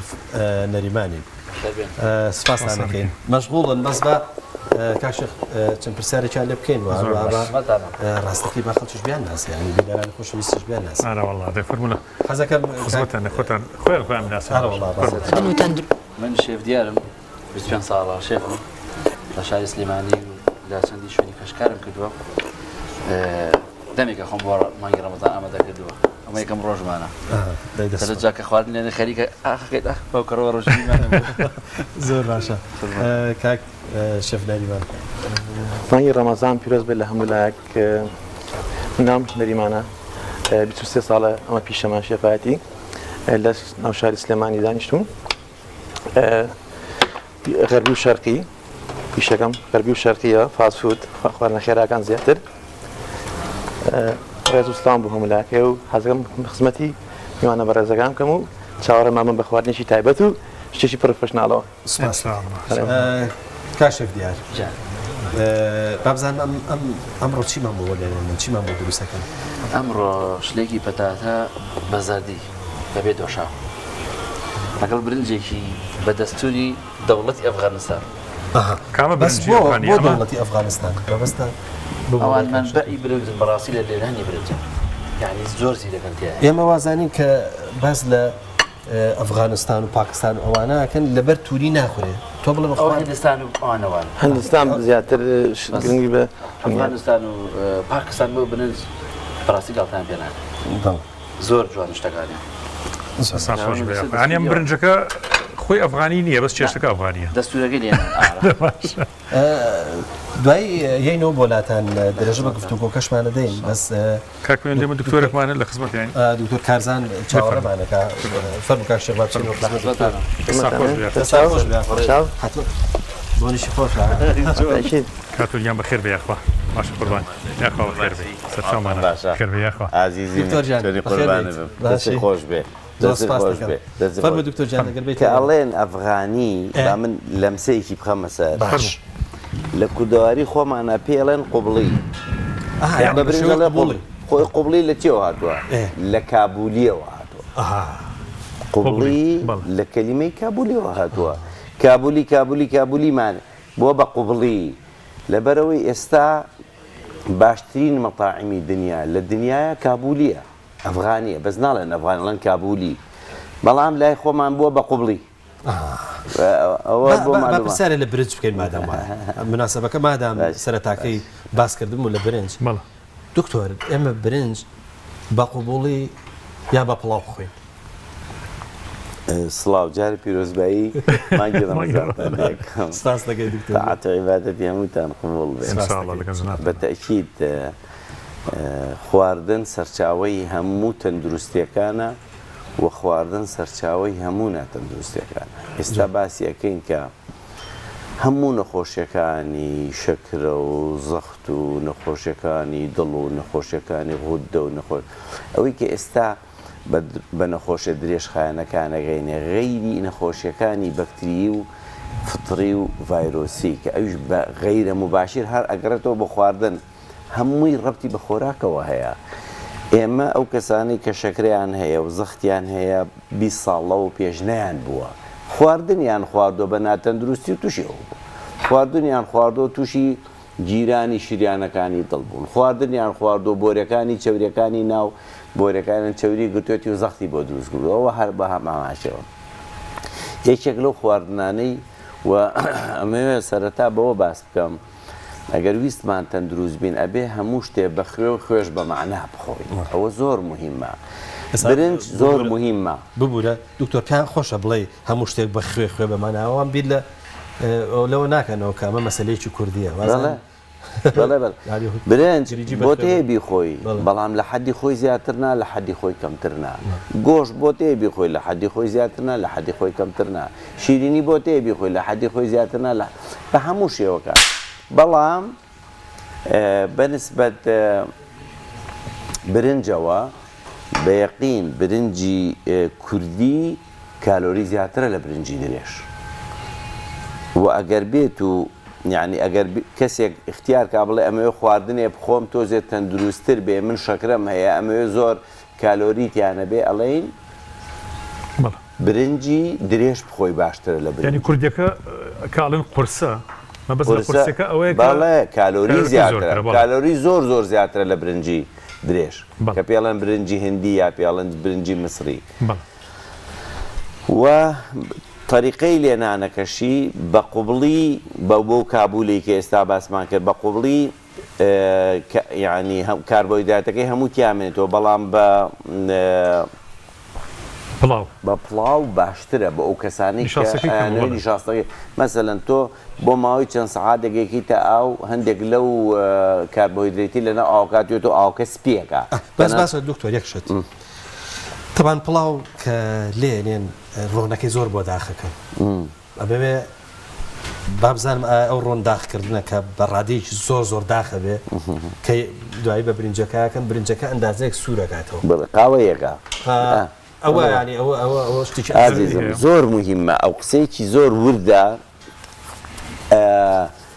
اعتیبا دەکاتە سەر جۆری ئەو ڕۆحنەی کە تۆ بەکارتێناوە ئەمە زۆر مهمە لە قەناتێکی تری شارەتم بەوەدا کە زەیتی گوڵە بە ڕۆژە و زەیتی گەنمەشامی ئەگەر لەبەر چاوی خۆتا لە مکینەکەی بن لەبەر چاوی خۆتا یعنی هیچ مەجارێکی تیانە ئەوە ناکە لە ئۆکرانیا و لە کۆ لە کۆێتەوە کە ئەسڵی زەید نییە ئەوە هەرگومانم لێ هەیە کە دەبێت بە 2000 دینارەوە هیچ مەجای تیانە بە کەڵک نایە بە هیچ کلۆجێکیانی ئەوەی کە لە بەردەمی خۆتا لە مەکینەی ئەدەی تەحملی دەرەجەی حراتی 105 دەرەجاکە 106 دەرەجاکە چێشتیت لێ پێلێنێ برنجی پێلێنێ شلەی پێلێنێ قبوڵە ئەی ڕۆنی کوردی خۆماڵی عفوم کە زۆر مهمەیسە بە تەدریج بۆ دەڕۆم بەڵام ئەکرێ بەم 105 شتی پێ سوورکەیتەوە کە دەرەجەی حراتی ئەگاتە 150 و 160 نا ئەی بە چی بیکەین ئەڵێن بە زەیتی زەیتون بیکە زەیتی زەیتون تەحملی 192 دەرەجاکە کەواتە ئەوەی کە برنجوش لێ بەوەی لێنی قەی ناکە بەڵام ناکرێت تۆشتی پێسوورکەیتەوە ئەی باشە زەیتی زەیتون هەم برنجوش لێی پێلێنێم هەم شتی پێسوورەکەمەوە ئەی فڕن ئەگاتە 250 ئەوە بە چ ڕۆنێ بکەم چ ڕۆنێکەیە تەحملی بکە ئەلەم بڕۆ بە ڕۆنی کوردی ڕۆنی کوردی تەحملی دەرەجەی زیاتر لە 250 یعنی بەس سوعرەی حراری هەر ڕۆنێک بزانی اینجا شتی پێسوورکەی بە تەئکید ئەگەر نەزانی دەرەجەی احتراقی پێڵێن بۆیلینگ پۆینت یعنی سمۆکینگ پۆینت لەو نقطەیە کە ئەکا دەرەجەکە بە سووتان ئەبێ ئەو دەرجەی بزانی ئەو زەیتانەی کە لە گوڵە بە ڕۆژە و لە گەرمەشامیان تەحملی دەرجەی 100 زەیتی کونجی تا 170 زەیتی زەیتون تا 192 بەڵام ڕۆنی کوردی خۆشبەختانە سەر و 250 بەنی سپت نەخۆشی شەکرەوە ئەو پرسیارەمە لە ماوەسا مەلا ئەحمەد کرد لە ڕووی فقیەوە جوابیان جا من حەزمە کرد ئەو پرسیارشی لێ بکەم بەس مەجال نەما کاک پەیوەند یعنی خۆزگە لیژنەیەکی مشتەرەکی پزیشکان و پزیشکانی مختص بە تایبەتی لە بواری خۆراک و لە بواری باتنیە و هەروەها ماوەسانی ئاینی هەبووە بۆ ئەوەی ئەو کەسانی کە نابێ بە ڕۆژوو من لە شەکرا کێن ینی قیاسێ بکرایە لەو ئێستا من بە سووکی جواب بدەمەوە شەکرە دوو تایپە تایپی یەک و تایپی دوو تایپی یەک ئەو نەخۆشانان کە پێویستی بە دەرزی ئەنسۆلینە بێ و تایپی دوو ئەنسۆلینەکەی هەیە بەس وەک پێویست شەکر ناچێتە ناوخانەوە تایپی یەک ناکرێ بە ڕۆژوو بێ لەبەرەوەی ئەگەر بێت و دەرەجێ مەبڵێ شەکرەکەی بە سەریعیدا ئەبەزێ پێویستی بەوە بێ دەرزی ئەنسۆلین با لە خۆی خێرا خواردن بخوا ئەگەر نەیخوا یەکسەر پێویستە بە بمرێ من لە بریتانیا بووم لەو مختبەرەکە منیشم تیا کرد پێش من کوڕێک بە شەکرە مردە بوو کە شەکرەی دابەزی بوو هیچی لێ نەبوو بوو بیخوا بەس ئاوی لێ بوو ئاویش تاقەیتیانە هیچ هەر ئاوی خواردبوو ئاوی خواردبوو ئیتر وردە کز ببوو تا بخۆی مردە بوو تایپی یەک ئەوەی تووشە تایپی یەک ئەو تووشە تایپی دوو تووشی نابێت تایپی یەک ئەوەی تووشە بێت تایپی دوو گەنجەکانیان بەعەکسەوە ڕۆژوو واجبە بیگرن بەڵێ گەنج تا عمری چەند تا 40 تا 60 قەی ناگە بیگرێ بەڵام هەندێک لەو تایپی دوانە کە ئەچنە تەمەنەوە ئەچنە سەر و 70 ساڵەوە لەبەرەوەی هیچ پارێزێکیان نەکردووە پزیشکە بەڕێزەکان بێجگە لە دەرمانی شەکرە ئەچن دەرزی ئەنسۆلینیشان بۆ ئەنووسن لە عیلما پێڵێن یەکونی و تایپی یەک لەگەڵ تایپی دوو ئێستا لە عیلما شتێکی تازە هەیە پێڵێن یەکونی و ئەو پیاوانەی ئەو نەفەرانەی ئەو خۆشەویستانی کە چوونەتە تەمەنەوە تایپی دوو بوون پەنکریاسیان ماندوو بووە هەم ئەبێ عیلاجی شەکرەکە بەکاربێن هەر بێ دەرزی ئەنسۆلیش بن لە خۆیان چۆن پەنکریاسیان ئەوانیش نەیگرن باش بەس ئەو تایپی دووی کە وەسەتە ئەوە بیگرێ باشە بەس کاک پەیوەند پرسیارە زۆر گرنگە لای بیسران من چکۆم خۆشم لە بواری پزیشکی لە تۆبیا ئیشەکەم کاکتۆر ئەم نەخۆشانە بڵین ئێستا جاری وا هەیە لە پاشێوە لەگەڵ حەبی شەکرەکەیە دووسێ درنگ خورما خواڵێ باش شەکرەکەم دانەبەزێت تا بەیانی مشکلی نییە ئەو طبعا من ڤیددیوەکەم کرد لە دوێنێ و پێرەیە باسی ئەوەم کرد کێ ئەتوانێت بە خورما بیشکێنەوە بە چەند دەن و خورما بیشکێنێت تاک بێ یان جوود نازام ئەم پرسیاران ناکرێت ڕاستە ئەڵێن سیان شەکرە بەرز ناکاتەوە بەڵام دوان بەرزیەکاتەوە ئەسڵ ئەساسی نێ قسەیە لە عیلما و پرسیارم کرد لە شەرعیشا کە دکتۆر محەممەد پێنجوێنی هاوڕێی زۆر ئازیزمە و دکتۆر محەممەد ئیسماعیل بەرزنجی فەتحەلێکە لەو علوما لێم پرسیوە و ئێستاش بەدەم قادرمەکەەوە لە مامۆستا ئەحمەد شەریعەم پرسیوتە مامۆستا من فتوایەکەم ماوە کە شتێکی وانە چونکم زۆر گەڕام بە دوایە لە عیلما شتێکمان نییە ئەحتیما دەکاتە سەر کوتلەی خورماکە خورمایەکمان هەیە ئازیزم ئەوەندە بچکۆلەیە و خورمایەکمان هەیە ئەوەندەیە بەیانی چوون بۆ کافور خورمایەکی لێ بوو ئەوەنە بوو جگەلەوەش دکتۆر خورما هەیە زۆر شیرینە هەیە ئەمە ئێستا باسیەکەم ئەم گەورەیە 4 دانە 5 دانە لەو بچکۆلەی تیا ئەگەر تۆ بچیتە سەر عادەت بڵێ وەڵا بەسێ بیشکێنەوە بە دوو مشکن نەخێر کوتلەی خورماکە لەگەڵ کالۆری خورماکە ئەو کەسانەی کە شەکریان هەیە ئەتوانێت بە یەک دەنگ بیشکێنێ بەس بۆی نییە بیکا بە دوو بەسێ چونکێکم نسبەتی کالۆرەکەی زۆر گەورەوێ بۆش پێڵم بە یەکدانە بیشکێنێ چونکێکم لە خورمایە هەندێک معادن و شتمانەیە کە لە شتی ترا زۆر کەمە وە زۆر ئیسیفادەی لێکال و دەنگە خورمایە وە کەسێکی تەندروست ئەتوانێت 3 بۆ 5 دەنگی لێ بخوا نەخێر ئەمەوێ لێرەوە بە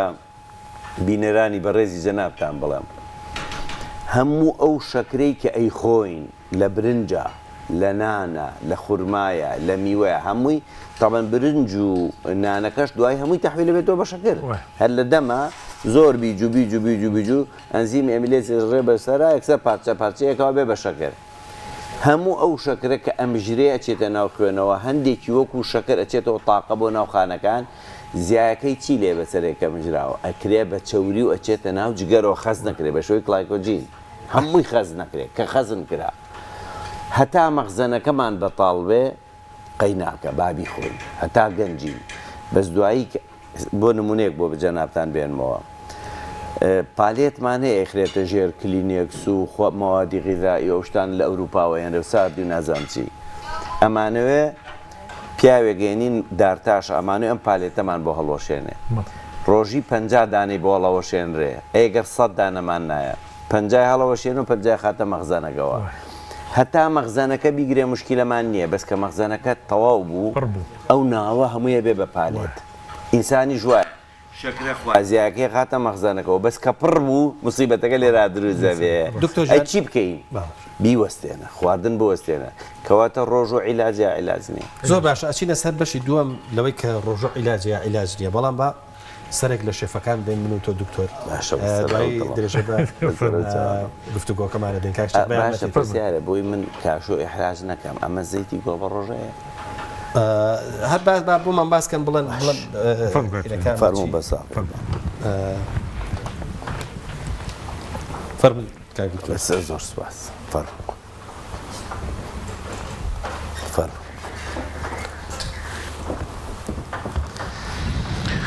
سلام علیکم لەشتان ساغ بێ لەشتان ساغ بێمان دوومان خۆشە خواردنی ئەمڕۆمان بۆ باسکەن لە چی دروستان کردووە و چیتان بەکارهێناوە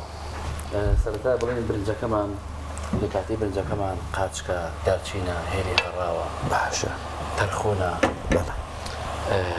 لەگەڵ زیرەیە مەسڕاش ئافرین بەو شێوازەی گێزەریشی بگرێت برنجەکە درێژە بە گێزەریش کراوە باشە ئیتر بەو شێوازە کە لێنرێت نابێت تێک بدرێت زۆر باشە ئێمە بە حسابی ئەوە لە کاشۆمان وەرگرتووە کە ئەمە زەیتێکی تەندروستە زەیتێکی تەندروستە ئەگەر ئەمە زەیتی گوڵە بە ڕۆژە بێ دکتۆر ئەگەر ئەمە زەیتی گوڵە بە ڕۆژە بێ و لەبەر چاوی خۆمانە گوڵە بە ڕۆژەکەی کردی بێ بە مەکینەکە دروستە ئەم برنج و شلەی پێلێنین زۆر بێعیبە بەس بە کەڵکی شت سوورکردنەوە نایەت ئەبێ زەیتی کونجی یان زەیتی گوێزی هندی بەکاربێنی یان زەیتی زەیتون بۆ تەحملی دەرەجەی حرارەتی سووتانی ئێوە کەشت سوورەکەنەوە دووکەڵێکی لە بەرز نابێتەوە باشە کە گەیشتە بڕۆ دەرەجەی حراتی بپێوە ئەمە هەمووی بە عیلمە 106% زیاتر بێکسە دەزەکە بە سووتانن ئەمە لەکێ لە گوڵە بەڕۆژە و گەرمەشامی زەیتی کونجی تەحملی 170 دەرەجەکە بزبط بە تەحدید 174 زەیتیشی زەیتی کونجی بەڵام زەیتی زەیتون تەحملی 192 دەرەجەکە ئەتوانین بە زەیتی زەیتون شت سوورکەینەوە زۆر احتیاطیە بەس من لێوە پرسم ئایا فڕن لە دەرجەی حرارەتی 102 یا لە 200 زیاترە ئەچێتە 300 ئەی چی بکەین بۆ ئەوەی زەیتی گوڵە بە ڕۆژە ناتوانین بۆ فڕن بەکاربێنین ناتوانین شتی پێسوورکەینەوە زەیتی زەیتونی دەتوانین تەنها شتی پێسوورکەینەوە بۆ فڕن نابێت ڕۆنی کوردی باشترین ڕۆنە کە تەحملی دەرەجەکانی حرارەتی فڕنە بەس دکتۆر ئێمە ئەم کاشۆ بۆیە مامەڵی لەگەڵاکەین لەبەرەوەی کە زۆر ناوخۆییەوە چۆنەڵی زۆر گرنگی بە بەرهەمی ناوخۆی وارە تا ئەندازەیەکیش شتەکانی تەندروست ئازیزم سەریکە ئەم زەیتە لە گوڵە بڕۆ هاتۆتە دەرەوە زەیتێکی تر دێ لە ئۆکرانیا و لەوێەوە ئەسڵان هیچ ڕەبت و پەیوەندی بە ڕۆژۆ نییە هیچ ئەوە زۆر ناتەن فەرموو دکتۆر بە بچینەوە درێژ دەستان خۆش بێ لەستان کەرەکەش بەکارێنە دکتۆر ڕۆنی کورد ئەوە زۆر مهمە هەر بەکارێنە ئەفم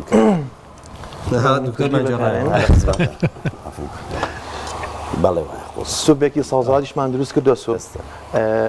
لە پێکاتەکانی لە قارچکە گێزەرە پیازە دەستان خۆش بێت من ئەوەی کە زۆر سەرنجی ڕاکێشان بەکارهێنانی بەهاراتە بۆ ئێوە چونکەم بەهاراتەکان هەمووی شتی زۆر زۆر زۆر زۆر چاکی تایە بەڵام زۆر بە بەهاراتی کوردانی ئێمە زیاتر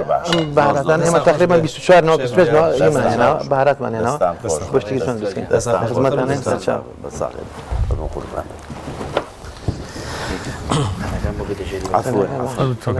جا لە مامۆستا ئەحمەدی شەریعەم پرسی وتم مامۆستا شتێکمان هەیە نەسێکی شەرعیمان هەیە ئەڵێ سیان بێت دوان نەبێ و پێنج بێت چوار نەبێ وتی نەخێشتیوانی ئەمە وەڵامە بۆ ئەو خۆشەویستانەی کە تەنانەت زۆر نەگەڕاون بە دوای دینەکەی خۆشیانە هەر بیستویانە کە تاک باشترە ئەڵەن نزیکەی 100 نەوە لە خورما هەیە و حجمی خورماکە بەتەکیید فەرقەکە شەکرەکەی خورماکە هەمووی فەرقەکە بەڵێ بەتەکیید کاک شەخ با بچینە سەر سوودەکانی بە ڕۆژوبوون لە ڕووی تەندروستیەوە دکتۆر ئازیزم هەتا گەنجین وەکو نمونونەکەی هێنامەوە تەختەکانی پالێتەکان هێنین تۆ توانی 50 دانە هەڵۆشێنی ڕۆژی 100 دانت بۆ هێنن 50 هەڵەوەشێنی و 50 خێتە مەخزانەوە سبەینێ 50 ترت بۆ هێنن 2 سبەی 3 سبەی هەموو ڕۆژە 50 هەڵەوەشێنی و 50 خێتە هەموو ڕۆژە 100 بۆ هێنن هەتا مەخزانەکە پڕە بێ لێرە مشکیلەکە دەست پێەکە ئەگەر سەیترت بۆ بێنن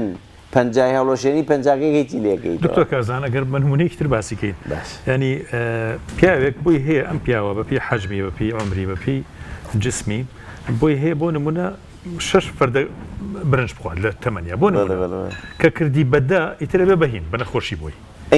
عمرێ بێ 6 بەڵە جاوێسەیەمە سەر ئەوە چی بکەین باشە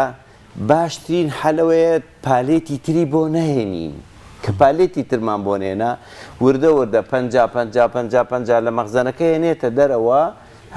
تا مەخزانەکەی چۆڵە بێتەوە کە مەخزانەکە چۆڵ بۆ ئیتر تەندروستی زۆر چاگە بێتەوە ئیمڕۆ گەنجێکی ئەخۆیت زیاد لە حەدی خۆی ناو مەخزانەکانت پڕە بێ لە چەوری بەڵام ڕۆژێک دێ تۆ هەر چەوری زیاد ئەخۆی عەرزم کردن هەموو ئەو کاربۆهیدراتی تۆ ئەی خۆی تەحویل لەبێ بۆ چەوری ئەو گومانی تیانە یعنی وا نەزانی ئەم چەوری لەشی تۆ ئەو چەوریەکە خواردە ئێستا باسمان لێوە کرد نەخێر ئەو چەوریە شەکر بووە بە چەوری بۆ چۆتە جگەرەوە جگەر پڕ بۆ وەکو مەخزانەکە دوای هاتۆتە پێشەوە ئەم ورگەی لێ دروست بووە یەکەم شوێن ورگ دروزە بێ اینجا ئەم مەناتیقانە قەڵەوە بێ اینجا ئەم مەناتیقانە قەڵەوە بێ دوایی کە بتەوێت زەعیفێ ناو شریانەکان و ئەم بۆریانە یان چەورەکەی کە زەعیفە بێ وردە بێ آخر جار ورگ نامێنێ ورگ پێڵەن ئەدهون العنیدە واتە عنیدەکان سەرسرەختەکان زۆر بە ناڕەحەتیێتە ئەوە بێ بەچی بیتوێنینەوە بە ڕێازە بە وەرزشی لەگەڵ دکتۆر ینی بڕازەیەکی زۆر هەیە بۆ توانەوەی ئەو چەوری ورگە کەچی لەگەڵەوەش زۆر تاخیرە بێ بەتاکید زۆر عنیدا پێویستی جا خەڵکی کوردستانی خۆمان زۆر کەم تەحەمبولن مع الأسف زۆرم پێ ناخۆشە کابرا بە 20 ساڵ یا بە 25 ساڵ قەڵەو بۆ گەورە ینی زۆر گەورە بووە ئەوێ بە تەحملی 25 هەفتەی نییە ئەوێ زۆر بەسەریعی زەعیف بێ تخوا با خێرا مەعیدەم ببڕم و نازانم چی بۆ دانی بە قارسی مەعیدە بکەم و چی بکەم بۆی کە زەعیف بێ کاکە تۆ لە خلالی 15 ساڵە قەڵەو بووی 15 مانگی بۆ دانێت تا زەعیفە بی چونکێکم ئەگەر زەعیف بوون فەنە هەر کەسێ بە سەریعی خۆی دابەزێنێت دەموچاوی چرجە بێ گیانی هەمووی پێستەکانی شۆڕە بێتەوە دوای عملیاتی قەسی پێستەکەی بکە لەبەرەوە کاتان لێکم دوزی تەحملدا نەخۆشی شەکرەی سەبوون منیان زەخت کابراکە ڕێجی مەکات بڕین بە وەرزشەکات بۆ وەرزشە وای لێت کە پێویستی بە عیلاج نەمێنێت بەیەقین عیلاج نەخوات سەدان نەخۆشم هەیە کە بەس بە پارێز لەگەڵ ئەو لە بیدایەتە عیلاجی طەبیبە پیرۆز ڕەفیقەکانم بۆی ئەنووسێ ئەیخوا وردە کاربۆهیدراتی لێکەمە بێتەوە ڕاضەی بۆ دانی وردە شەکرەکەی دابەزێ کە شەکرەکەی طەبیعی بۆەوە ئیتر بۆ خۆی سیستمێکی خۆراکی بۆ دانەی خۆی ئێمە پێی ناڵێن عیلاج مەخۆ خۆی عیلاج ناخۆ ئەچێت ئەی نێرینەوە بۆ لای پزیشکە بە ڕێزەکەی خۆی ئەڵێن کاکە بڕۆ پێی بڵێ کاکە گیان من حەبم پێویست نییە تۆ ئەڵێکی ئەوش فاسە بۆ کاڵف پێویستت نەماوە ڕێز و سڵاوم هەیە بۆ دکتۆر چەندین ڕەفیقم هەیە کە عیلاجەکانیان نووسیوە نردومانەتەوە بۆ لیان وتیانە ئەم کەسان شەکری نەماوە کاتەکە تولیان ئەم سنەتی پێغەمبەر صلی الله علیه و سلم کە دووشەمان و پێنجشەمان و هەروەها ئەیامڵبی 3 ڕۆژ لە مانگێکەوە هەیە حتا سنەتی حەزرەتی داود هەیە کە ڕۆژی ناڕۆژێ بە ڕۆژوو بوون ئەمانە بە پێی ئینسانەکان تەمان فەرقەکات بەڵام سنەتێکی باشە و شتێکی زۆر باشە بۆ جسم ئێستا لە ئەوروپا ینی ئەو ڕۆژوەی ئێمە نەگەر نەزانن ڕۆژوویکی تازایان بە خۆیان دانا و هەمانم ڕۆژووی خۆمانە هاتوتە لە ئێمەش بەڵ هاتوتە لە ئێمە سەڵ متەقەتە ئەگەر ڕۆژووی شەرعی نەگرێ ئەچێ لە شەوەوە دەمی ئەگرێتەوە لە سەعاتەوە ئەیگرێتەوە هەتا 12 نیوەڕۆی سبەینێ ئەگەر حسابی کەین لە دەوە بۆ 12 نیوەڕۆ کاتە 4 ساعتەی خۆم و تۆژم ڕوار 4 ساعت دکتۆر جان ئێمە زۆر جار تێبینیە دێن بە نەخۆشەکان کە ئاوا مامەڵە لەگەڵ خواردنا بکەن ئاوا مامەڵە لەگەڵ ڕۆژوە بکەن بەڵام گرنگیشە ینی زۆرینەی خەڵک ئەلحەمدوللا خەڵکی ساغا ینی تەندروستی باشە بەڵام چۆ وەسیەتی خەڵکە باشەکە بکەین بۆی نەخۆش نەکەوێت ئازیزم بە یەک دیێڕێکین ئەو کەسانەی کە نەخۆشن ئێستا بیان گەڕێنەرەوە بۆ پێشەوە نەخۆش نین ئێدە تۆ ئەن تازەکان تەندروستەکان وەرە بە سلوکەت شت بخۆ وەرە جارجارە ئیسراحەت بە مەعیدەت بە ئەو ڕۆژۆ متەقەتیعەکە کە لە ئەوروپا گیرێ وەرە ئێستامە فرسەتە ئەم ڕۆژۆ بگرە بۆ ئەوەی کە هەوەی لە مەخزانەکە هەمووی ساف بێتەوە ئێمە لەم ڕۆژوا چی دەکەین ئەوەی کە لە کلایکۆجینی جگەر و لە ناو شیریانەکان و لەژێر پێستا خەزن کراوە سافیەکەین سەرفیەکەین ئەکەینەوە بە تاقە بۆیە کوردی خۆمان ئەکەوێتە دوای نوێژی عەسەر ئەترە وەکو پەڕۆکۆنی لێیە نەخێر تۆ تاقە و توانایکی زۆر لەمە زیاترت پێ حاڵەتە نەفسیەکەیەوە لە خۆ دەکەی بەخوا ناتوانم و بۆم ناگیرە و نازانم چی ئەجینا ئەو کەسێک کە ئینتیحاری کرد 64 ڕۆژی چی نەخوارد جا مرد تۆ معقولە بڵێ تا ئێوارە بەشم ناکە یعنی وەنیە کاتر جوڵەی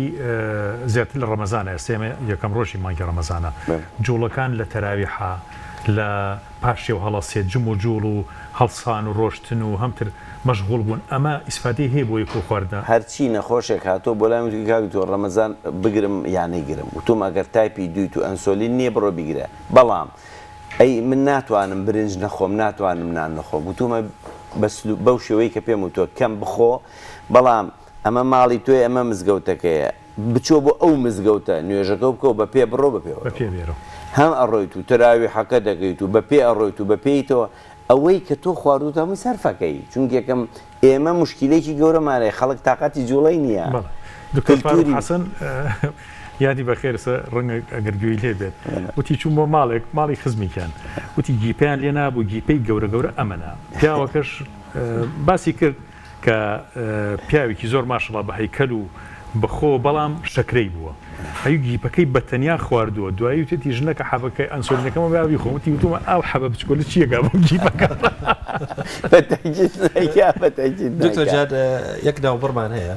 ناوبڕەکە وەرەگرین ئینشاڵڵا دواتر درێژە بە گفتوگۆ دێن ئینشاڵڵا وەڵا خۆشویستانە چینە ناوبڕێک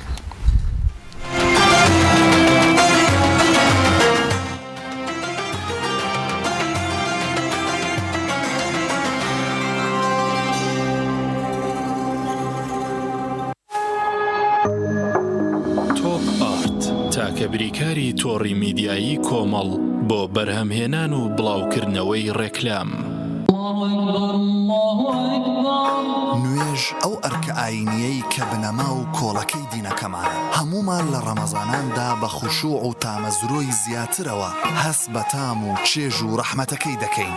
بە هیوای ئەوەی دوای ڕەمەزانیش و بێ پچڕان و بە ئیستیقامەوە بەردەوام بین لەسەری و ڕەمەزان بکەینە مانگی عادەتکردن بەم ئەرکە پڕڕەحمەتەوە شیری ئاڵتونسا ڕەمەزانتان لێ پیرۆز دەکات ڕەمەزان لە ڕیکلامە ڕەمەزان لە ڕاستیە مناڵی ناسن درەنگە فریا ناکەوی باش دایگەنی ساڵەسم کوڕم هەسەوابان نییە پارشێو ناکەم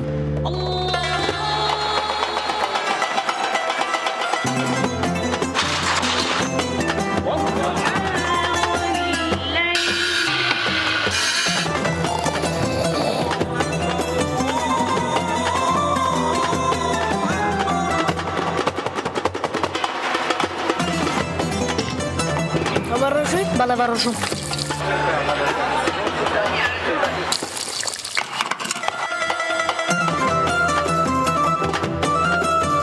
ڕەمەزان وەک ڕکلامەکان بێت یاخود ژیانی ڕاستی با هەوڵدەین زۆرترین تێشوی قیامەتی تیا کۆ بکەینەوە بە جۆرێک چێژی ڕۆحی لێوەربگرین تا 11 مانگی تر بەشمان بکات برنجی مەحموود ڕەمەزانتان لێ پیرۆزەکات کۆمپانیای کاروانی مەدینە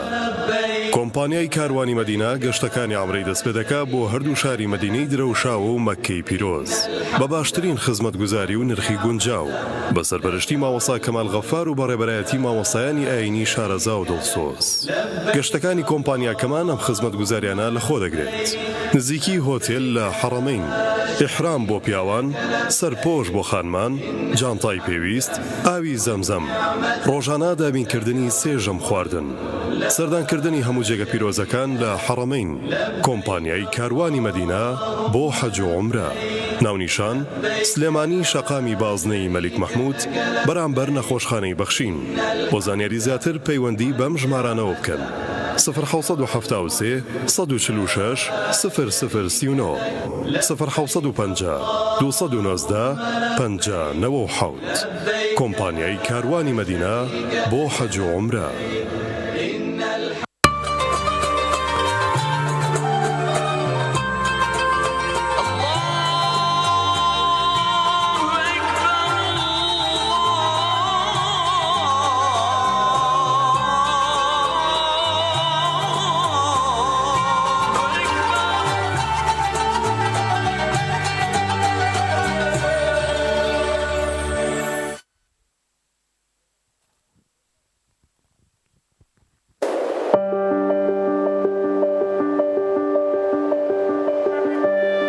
لە ناو سروشتی دڵڕفێنی کوردستاندا لە کەشێکی سەردەمیانەی دڵنشیندا باڵەخانە و ڤێلاکانی مایۆرکا سیتی بنیاد دەنرێت پرۆژەیەکی ناوازە سەرسامکەر شاکارێکی ئەندازیاری لە هەر جەیەکەوە سەیریەکەیت پارچەیەکە لە جوانی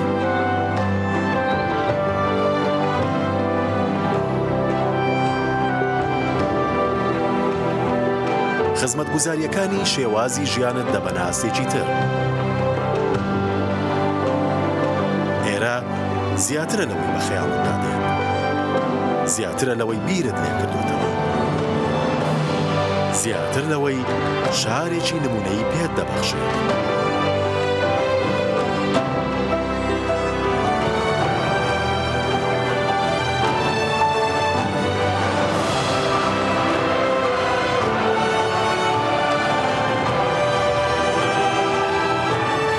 مایۆرکا سیتی جوانیە لە دڵی سروشدا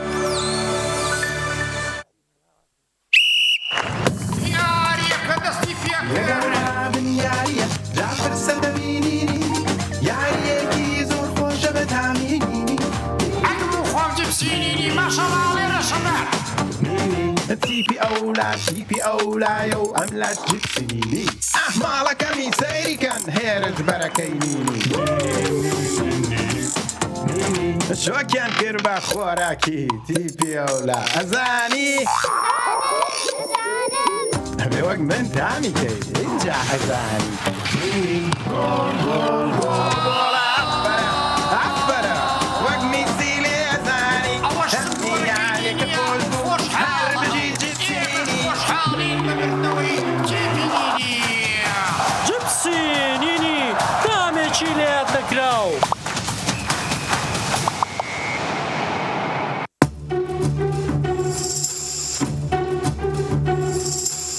مناڕۆی خۆش بێ گورج و گۆڵ بێ تەندروست بێ خەوی قوڵ بێ هەرەبێ کۆنفیلان هاوڕێی شەو ڕۆژ بێ کۆنفیلاک شیری دایک گەشت و تەندروستی دەدات بە منداڵ شیری تاواکەری کۆنفیلاکی نیوزلندی لە دوای شیری دایک بە یەکەم شیر دادەندرێت کە هەموو پێکاتە پێویستیەکانی تێدایە بۆ منداڵ بکەن کۆنفیلاک یەکەم شیر دوای شیری دایک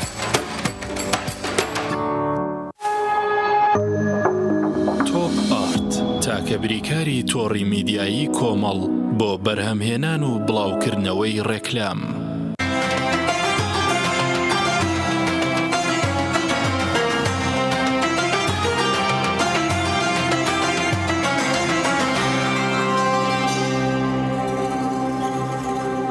حادثەیەکی بەسیط بۆ گەرمەوە لە ساڵە 1940 باوکم عسکەر بوو لە فڕقەی دوو لە شاری کەرکووکە لە شاری کەرکووکە گوتی فڕقەی عسکەری لە ساڵی 40 گوتی ئەمر هات بچینە دیوانیە بچنە دیوانی حرەکاتی عشائیری ئەو منطقەیە هەستا بۆ زگی حکوومەتی بەغدا 1940 بوو تقریبا باوکم بەعتەکە ئەیگوت فڕقەکەمان چوونە ئەوێ هەوینە گەرمە دنیا بەخۆی جنوب گەرمە فەماگی هەم ڕەڤەزانشە بۆ بە ڕۆژوش بووی گوتی لە قیادەی بەغداوە ئەمر هات لە قیادەی حکوومەتەوە وزارە دیفاع گوتی نابێ عەسکەر بە ڕۆژوو بێ باوکشم گوتی خەڵکی شاری کەرکووکە مسلمانە الحەمدولله و ئەو وەختە باوکم جندی بوو متەوع مکەلف نەبوو متەوع بوو 1940 وەڵڵا باوکم گوتی ئەمرەکە هات طبعا عسکەر هەموو ئەمر هات کاکە نابێ بە ڕۆژوو بن گوتی من لە دڵخۆوە گوتم ئەگەر ئەمری حکوومەت تەختەوە بەس من ئەگەر بە ڕۆژوو بم چه حەقیان هەیە لەسەر من ئیشەکەی خۆم دەکەم لە عسکەریە ئێوەرانش ئیفتار دەکەم و شەوانش ئەتیادی نۆژی خۆم دەکەم و دەکەم گوتی سێ چواری ڕەمەزان بوو ئەمرەکە ئیشێکی هەبوو بە من نردی بە دوامە تەماشا منی کرد خەڵکی کەرکووک بوو ئەمرەکەش تورکمان بوو مستەفا ڕاغب پاشا قائید بوو لەوێ گوتی تەماشا منی کرد باوکم ناوی نامیقە گوتی نامیق ئۆڕچەن گوتم بالێ ئوستاد گوتی بلبسن جيش أمريكا غالب ممنوع أورج قلت والله بيك بكري بشرح كم قلت نافق أتنازعني أمر هاتية نافي عسكر برجوبي قلت والله بق أمن رجو خوما قرب يشكي خوش مدكب دقينا كذ نادي قلت ضابطي حسابات بو بانكر والله هات قلت معاشي بصرفك اذا جيتي بدني بشيت كركوك قلت باشي جشنا بيتوا قلت والله صاري قطار الديواني هات من بغداد لبغداد هات كركوك حتى باشي جشنا او جاء سمو معسكر هو نيتك يا ماما صح حاجي انور سب خوابي خوي يقول بو يساعد بو يسالك مهما كان قياده وحكومه حبوي نرمى بيه برد بس امانه دليل مدبي مستعدين بتطبيق الاسلام تطبيق دين اخوه بضلوا بعمل خوا فرمي وقل اعوذ بالله من الشيطان الرجيم وقل اعملوا فسيرى الله اعمالكم والرسول والمؤمنون ان شاء الله اما هدف وغاية من خدمتي أو دينية وإن شاء الله مسلمانا برو أو دين يعني استمراريتي وتطبيق الإسلام زور مهم استسلمانا ملتي مسلمانين ما الشعب كمان مسلمان لكن في اشتيا شون تحريكي بكين شون رجاني شادي شون تطبيق الإسلام بكا شون بتواني خدمتي أو دينه بكا وهدف من أويا إن شاء الله أملش من ويا مهما كان وأينما كان مسلمان الحمد لله ما يجي رمضان تراويح أو أفرثان حموتنا تراويح ومسجود أو دليل مرتك مسلمانة بس في اجتماع شيء تحريكي بكينو تيجينين دينك شيء والسلام عليكم ورحمة الله وبركاته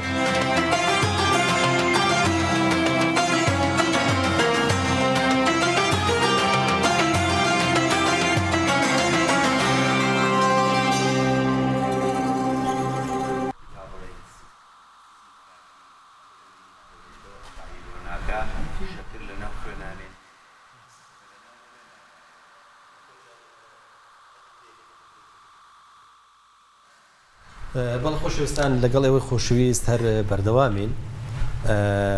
ئێستا شێفە بەڕێزەکان شێف دیار و شێف نەریمان کە ماشەڵڵا زۆر ماندوو بوون لەگەڵمانە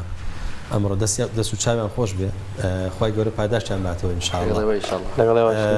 دێم ئینشاءڵڵا دێشمەوە بۆ وڵاتان خزمەتگوۆیشی دیکەشەکەین دکتۆر ڕاستەکەی ئێمە وردە وردەمانوێ مەشغوڵت کەین بۆی ئێوارە ئینشاءڵڵا ئیفتارەکە لە لایمە من زۆر سپاسانەکەم لەسەر سەفەر بووم لەبەر خاتی دڵی جەنابتان سەفەرەکەم نەکرد بەس بە ماڵ و ناڵم و تۆ ئێوارە دێینەوە نانەکەمانە خۆین جاڕوین لەبەرەوە بم باشن زۆر سپاس دەکەین دکتۆر جان با بێنەوە سەر مەوزوعی چۆن ڕۆژوکی تەندروست مەسەلەن بۆن منە بژین یان با بڵێن ڕۆژووی تەندروست بگرین بەتەچی تۆ لەگەڵەوە بووی کە ئینسان ئەوەی کە بۆیە گونجێ و بۆ ئەکرێ لە دەرەوەی وانەی کە نەخۆشن بە ڕۆژوو بن بەڵام چۆن وا بکەین ڕۆژوو هەر ئەوە نەبێ کە ینی خۆ عیبادەتێکی گەورەیە ئینسان زۆر پێی لەخوای گەورە نزیکە بێتەوە واروەها شتێکی دەستە جەمعی خۆشیشە بەڵام چۆن وا بکەین ڕەمەزان بەشێکی گەورەی ئەوەیە کە سوودت پێ بکەێنێ ئەوەی کە جەنابەت بوتت ینی ئێمە پێمان خۆشە بەرداوام ئێچێک پێمان بڵێتەوە تۆ ئاوا بە ڕۆژوو بە ئاوا ڕۆژوو بشکێنە ئاوا پارشێو بکە هەیە پارشێو ناکە هەیە مەسەرم بۆ منە بەشتی جیاواز ئیفتارەکاتەوە ڕۆژوەشکێنێ تۆ دەستمان بگرە پێمان بڵێ ئاوا ئیسفادت لە بەیەکەستە جوابی بەڕێز بمەوە هەر کەسێ لێرەوە بە خۆشەویستانەڵێم هەر کەسێم ڕۆژووی مانگی ڕەمەزانی گرت لە بیدایەتی ڕەمەزانە خۆی کێشا لە نهایەتی ڕەمەزانە زەعیف نەبوو ئیسفادەی لە ڕۆژی ڕەمەزان نەکردو ئێمە بەڵێ لە ڕووی سەحیەوە من باسی سەحیەکەم باسی جانبە شەڕەکەی بەس باشە دکتۆر جانیا بوو بمبورە هەیە مەسەلەن بۆ منە ئێمە ژەمێک نان ناخۆین کە نیوە ڕۆیە بەڵام هەیە قەرەبۆکەی ئەوەندە گەورەیە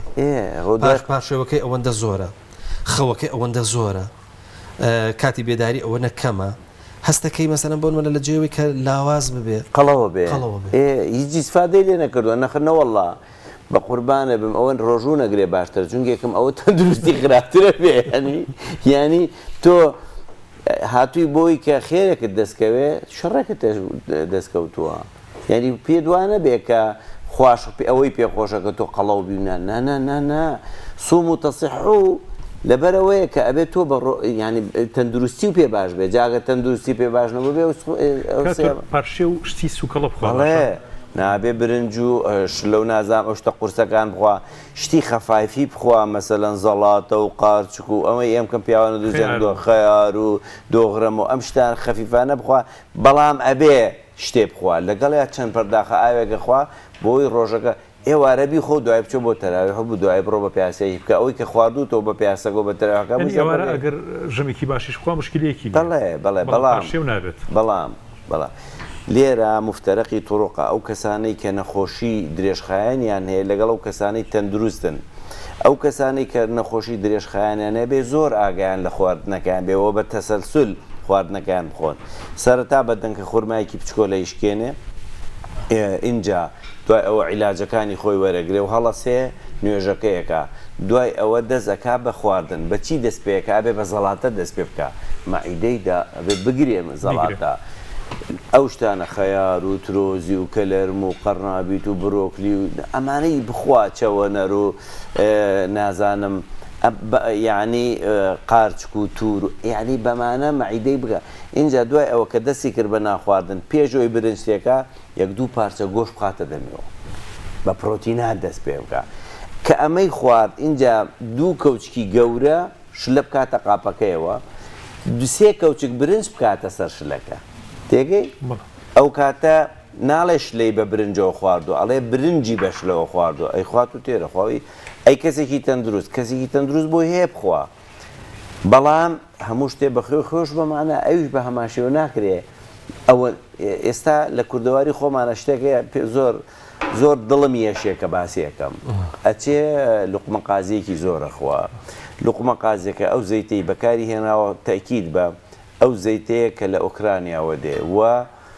جارێک و دووجار و سێجاری پێشت سۆر ناکاتەوە لە سەرەتای ڕەمەزانەوە هەتا نیایەتی ڕەمەزان هیچ لێرە فرێنە هەرەی کاتەوە سەری ئەویش ئەسووتێ کە سووتە هەم لقمە قازەکەی ناتەندروستە و هەم لە ناو شیلا غەرقی کردووە ئەمە مؤشر الگلایسیمیمانەیە لە ناوخێنە یەکسەر شەکر بەرزەکاتەوە چێتە ئاسمان لەگەڵی شانسۆلینە ڕێژێتە سەرەوە ئەمە بەچیەتە خوارەوە ئەمە لەش فریایی ناکەوێ بیکاتەوە خانەکان تا شەکر دابەزێ خۆی شەکری ناوخێ بەچی دابەزێ ئەبێ بیکاتە ناو خانەکانەوەی تر شەکر دابەزێ دکتۆر جان شتێکی دیکە باسی شیرینت کرد حتما جا شیرینی بەتەکید بیان ئێستا ئەچێتە سەر هەموو سفرەیەک گرنگە ئەوەی کە ئێمە ئێستا ئێڵێنەوەی جەناب تێڵێ ڕۆژوانە بە ڕێزەکان بە قسەمان بکەن ینی حکومت لەمایە جگە لە شیرینی لە تەنیشتی شیرینیەوە شتێکی کەشدان ڕێکە بریتێ لە ترشات بەڵێ عزیزم عفوم کە با بگەڕێمەوە سەر شیرینەکە ئەو شیرینیەی کە خەڵک دروستی کردو لە بازارە ئەفرۆشرێ بە بێڕەحمانە تعاملی لەگەڵاکرێ خۆتان لەو نوع شیرینە پارێزن هەمومان خاو خێزانمانێ خاو خێزانمان توانێت شیرینیمان بۆ دروستکە ئەنواعشی با ئەوەی ئەو دروستیەکە ئەو بخۆی نەکچینەوەی ئەو بکردین چون یەکەم زەیتەکەی ناتەن دروستە شیلەکەی ناتەن دروستە پاک و تەمیزەکەی گومانی لەسرە بەڵام ئەوەی کە خێزانت بۆ دروستەکە زۆر زۆر چاکە لەو شیرینە بخۆ بەڵام بەمعنا بەسلوکەت بە تاکید بەسلوکەت و ئەو کەسانی کە زیاد لە 4-5 لقمە قازیە خۆن وردە ڕەمەزانی تەواو کردو قەڵەو بووە ئەوە سەبەبی ڕئیسەکە ئەوەیە شیرینی زۆر خواردووە نانی زۆر خواردووە برنجی زۆر خواردووە لەگەڵیشیە باسی ترشاتەکەن خۆشەویستێکم هەبوو لە بازار ترشاتی دروست دەکرد ئاوی هێنا دەبەیەک وتی ئێستا بە 20 دقە ترشاتێکە بۆ دروست دەکەم وتم چۆن کورەبرا بەخاتی خوا کاک سەرکەوتێ لە سڵاو ڕێزمان هەیە بۆی ئەڵێ سرکەکەی من بە 9 مانگ دروست ئەبێ سرکەی ئەو بە 20 دقە دروست بێ وتم چۆن شتی وان نابێ وتی قوربانە بێ ئاوی هێنا تۆزێک تێزابی تێکرد خەڵکی نەیەوە تێزاباوە خۆن ئەوەی ترشیاتی بازار بە 20 دقە دروست دەکرێت تێزاباوێکی زۆر خەتەرە بڵێ بۆ چونکە یەکەم ئاوەکە بەچی سوور کراوە بە ڕەنگ ئەو ڕەنگە گورچی لە نایپاڵێوێ ئەوەندە خراپە ئەبێ بێجگە لە تێزابەکە ڕەنگەکەش ئەبێ بنرێ بۆ جگەر لە خانەکانی کە پەرفیڵدا هەڵەوە شێنرێ و فرەیرێ یعنی تۆ هەم ترشیاتەکە تێزابەکەی خەتەرە هەم ڕەنگەکەی خەتەرە هەم پیس و چەپەڵەکەی خەتەرە باشە ئێوە ئەی کورد بۆچی ئەم هەموو ترێ جوان و ئەم هەموو سێوە جوان و ئەم هەموو شتەمانێ بۆ خۆتان سرکە دروست ناکەن یا سرکەی کوردی بکڕن و ئەمانە با خاو خێزانتان دروستیکە ینی ئەم تەمەڵێ لەو ڕۆژانە تەقریرێکمە خوێنەوە ئەڵێ ئەوەندە 1000 تەن ساوەر هاتۆ بۆ کوردستان آخر ساوەر دروستکردن هیچی تیانی یا مەسەلەن معجونی تەماتە بەلێشا و معجونی تەماتەیە کە ڕەبت و پەیوەندی بە تەماتەوە نیە ینی هەر کاربۆهیدراتە و ڕەنگی معجون و تامی معجون ئەوانەی تێکرێ و خەڵ ئافرەت ئاسانە خەڵک بە دوای ئاسان ناگەڕێ و تەندروستی جوانایە دکتۆر سپاس دەکەین بەوەی کە کاتێژەوە نەبێڵینەوە تۆش التیزامت هەیە لە ماڵ بە نیازی سەفەری سپاس دەکەین کە ئەمڕۆ لەگەڵی ئامادە بووی وە بە تەکید کۆمەڵێ شتی زۆر باشت بوت کە ئەگەر بێت و ڕۆژوانانی ئێمە ئیمادارانی بەڕێز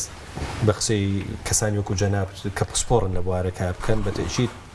هەم سوود لە ڕۆژۆکە ئەگرن هەم تەندروستێکی خۆش و میزازێکی خۆش و چوزانم شتێکی خۆشیانە بێت کەسانی عاقڵ هەمیشە سوودمەند دەبن لە نەسیحەتە چاکەکان مەقولەیەکی عەرەبی زۆر جوانەیە ئەڵێ الحیکمەت ضالة المؤمن أن وجدها فهو أحق بها یعنی ئەمەی کە من باسم کرد حکمەتێکە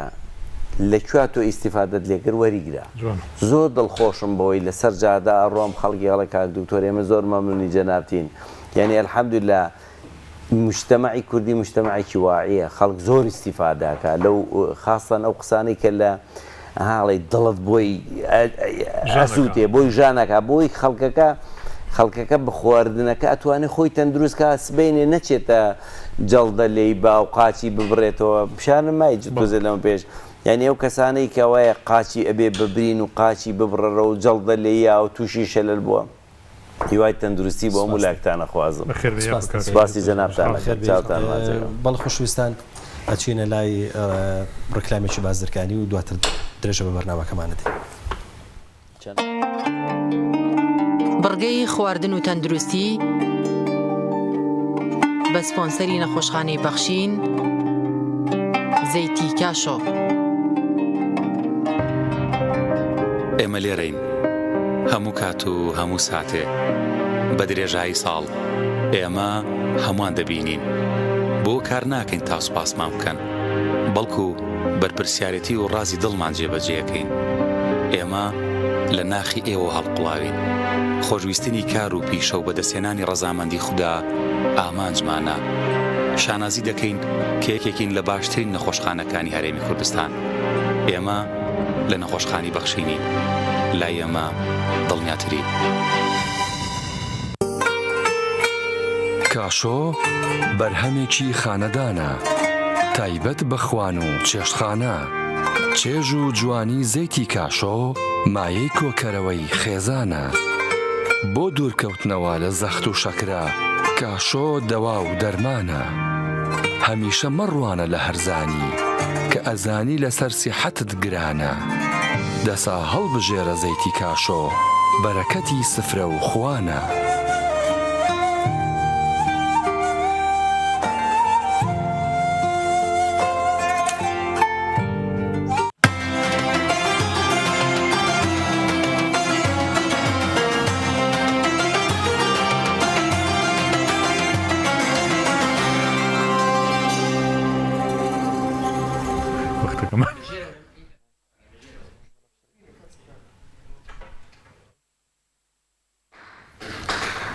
کاک شێخ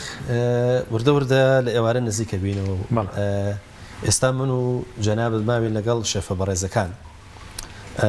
تەمەناوەکە نیشاڵاوی کە پێشکەشمانتر بە ڕۆژوانانی بە بیسەران بە بینەران هەم سەرنجڕاکێش بە بۆیان هەم سوودیشان لێ وەرگرت بێ.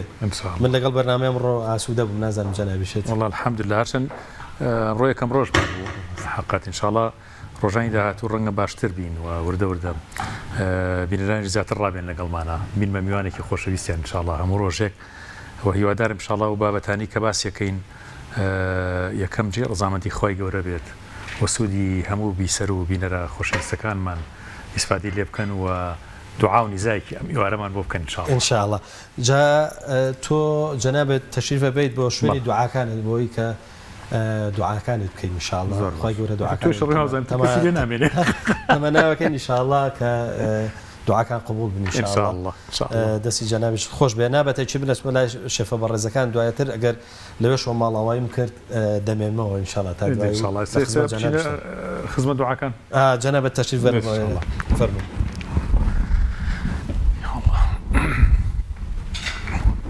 زۆر باشە من ئەچم زۆر باش وەلا شێفەکان هەندێک و توێش لەگەڵ شێفەکانەکەم باشە کاکوێنیا فەرموو دێ بۆ خزمەت لە خزمەتان فەرموون ئینشاءڵڵا.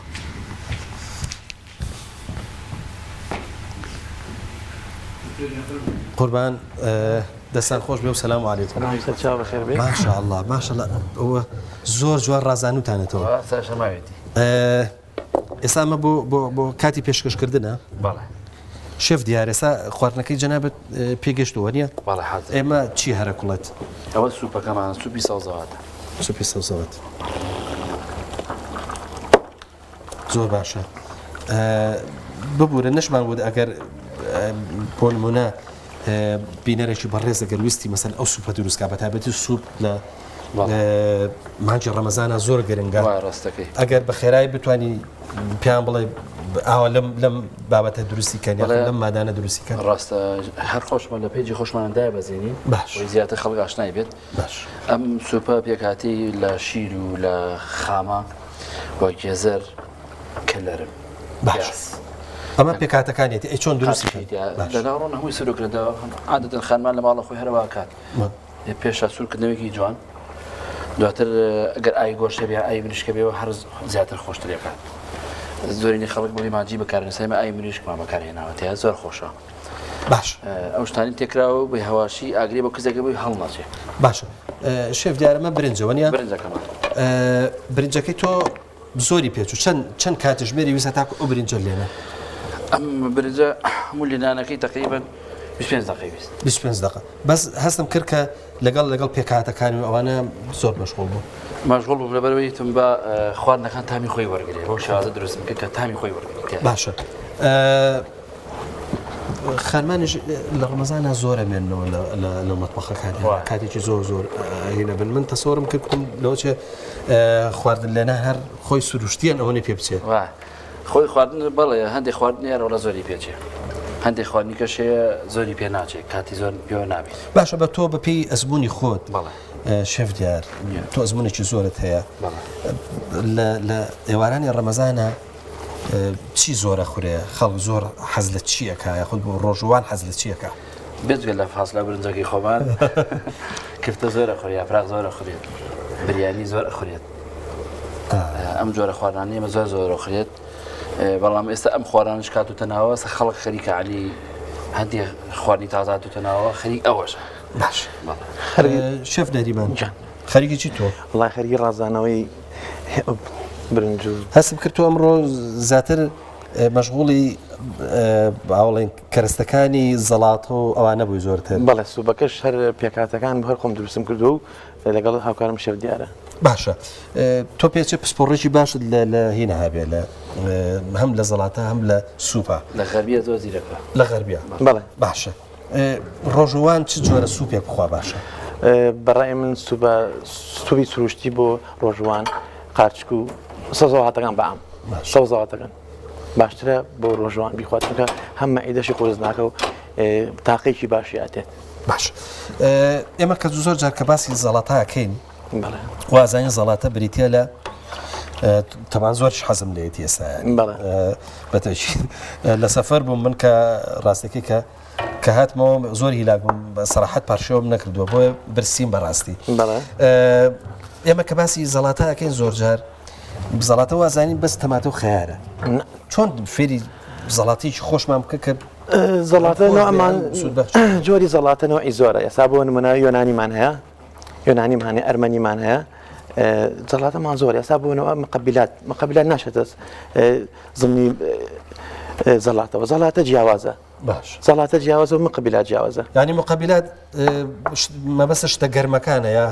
مقبلات ئێستا ئەچێتە زمنی ماڵمنا کەچەب و مانووس و ئەم شتانی تێگرێ زیاتر بەڵام زەڵاتە زیاتر بۆ نمونە ڕۆبە هەنار و لیمۆ و تبوون و تەماتە خیار کەلەرم ئەنوع خیاریتر زۆرە باقەت بە بەڕووکلێکرێ بە زۆر شتەکرێت ئەتوانی ئێمە ڕۆژانم حاولاکەن ئێمە ئینشەڵا ڕۆژانە هەر جۆرەنەوە زەڵاتێ دروستکەین ئێستا ئەمڕۆ زەڵاتێکی میشەکەلم دروست کردووە کە بریتێ لە دوای ڕازێنەوە پێشکەشتانەکەم کە بریتێ لە کەلەرم کەلەرمی سپی و سوور تەماتە هەروە بێتەوە بەڕاستی ئەمڕۆ چەوەنەرمانانە بۆ چەنەوەرمان لەوە بەڵام باشتەکە بۆمان یەکەم ڕۆژ بوو تۆزێ مشەوەشیمان پێوە دیار بوو ئیشەڵا بۆ ڕۆژانی تر لە خزمەتانڕێن بەشتی باشتر و دەستخۆشترەوە ئەمان شێف دیارەمان چی بوو؟ ئەوەش لی پەتاتێ بە زەردی بەزەردی بێ دۆشاو ینی ئەی چیت تێکردووە؟ لێمە بەسرا و زیرە و پیازمان تێکرد لەگەڵ لەتکەنەوە مەبەستمەوەی بە چی زەرد بووە؟ ئەوە بە زعفران زەردم کردو زعفرانیشی چێکە لە شتە زۆر سوود بەخشەکان زعفرانەکەمانە زۆر باشە شێف دیار من ئێستا هینە بینم ینی لە تەنیشتی زەڵاتە و ئەوانەوە گۆشتە بینم برنجە بینم سەوزا بینم ئەمە ینی چی دەرەچێت لە کۆتاییە؟ ئەمە چاوە گۆشتە پێشتە کۆڵاندمانە دوای سوورمان کردەوە ئەوەش سەنگە بە هەمان شێ کۆڵاوە سوور کراوەتەوە ئەمەش برنجە لە شێوی ئەستێرەیە لە شێوی مانگە دروستمان کردو زۆر باشە ئەوش هەر میوە و خیار لەگەڵایەتی ئەتوانی بڵێ لە یەک کاتێ تۆ میوەشە خۆیت و زەڵاتەکەشە خۆیت و برنجشەکەش زۆر باشە دەستا خۆش بێەوە تەشید لەگەڵمانە زۆر ماندوو بن ئینشاءڵا بەش پاداشتێکی باشی لەسەرلەوەی کەەوە فێری خواردنەکەن بۆی کە ڕۆژوان بیخوا چی ڕۆژوانش بیخوا بە تەشید خێری بۆ ئەوە شتیا و ئەوەی کە لە ئێوە فێرە بێ بەتابێتی ئێمە کاگە دکتۆری هەموو کەسەکەڵم شێمە کاک دکتۆری ئێمە بێجکە لێ لەم بەنامی جەنابتان کا خواردن ئاباسەکەی چۆن دروستەکرێت ڕۆژانە بۆ خەڵک بۆ خێرخوازان ئەڕۆین دەستان فیرانەکەین ماڵی وایە ماڵ هاتیوان کەسانی هاتیوان لە شوێنێک کۆمان کردنەوە فێریم خواردنیانە هەیە شێف دیار هەیە ئەزانی چی بەخیلە لە لەو عیلمەی لەو زانستەی کەیزانە مەسەلەن بۆ منە تۆ ساڵی من ڤیدۆم کردووە ڤیدۆم بەڵاو کردو تۆ لەسەر شێوازی خواردن و چۆن خواردن دروستەکەی یاخود چۆن کەرەستەکانی بەکارێنی ئەمەش بە تەکید دیسان ئەمە بێجگەلەوەش ئێمە کۆمەڵی شێفەکانی کوردستانمان دامەزراندەوە لەگەڵ کۆمەڵ میوانخانە و چێشتخانەکانی کوردستانە لەو ڕێگای ئەوە توانیمانە کاری خێرخوازی زۆر بکەین لەگەڵ ڕێکخراوی تیمیش کە مناڵ هەتیوان بەخێوەکەن زۆر کاتژ لەگەڵ ئەوان هاوکاریانەکەین دایکەکانیان پێویستیان بەوەیە کە ئێمە فێری خواردنیان بکەین نەچین شێفانە نێنی فێریانەکەین ئەگەر نازانم بۆی کرد لە کامێرەکەشەوە دار بێ هەم زەڵاتە و هەم خینەکەش خواردنەکەش تو جەنابەت ئانێزی هێشتا ماوێتی بۆ ڕازانەوە ئێوە ماوە بەسەکەر ئاوا گەر بتوانن پیشانی بینەرانی خۆشەویستی بدەن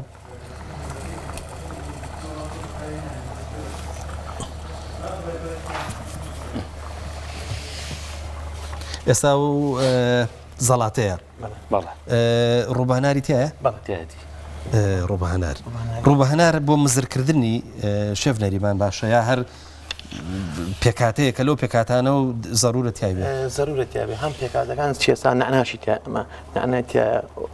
ئەگەر بێ زەحمەت بەرزتریکەیتەوە بەرزتریکەیتەوە ئاوا ئەگەر ئەوی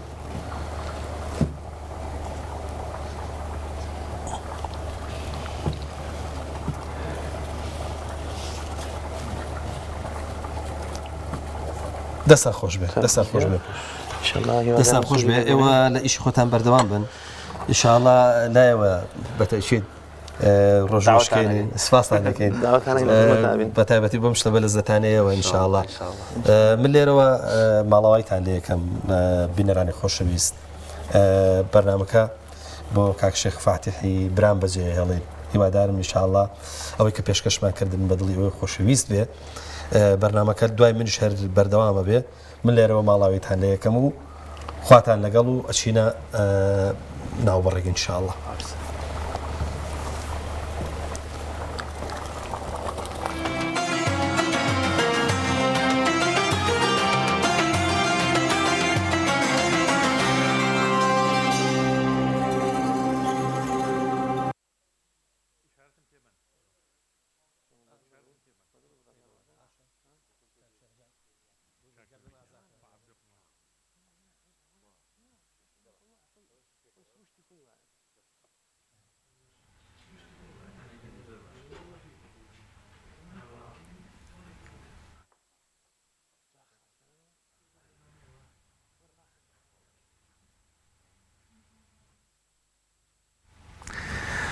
خۆشەویستان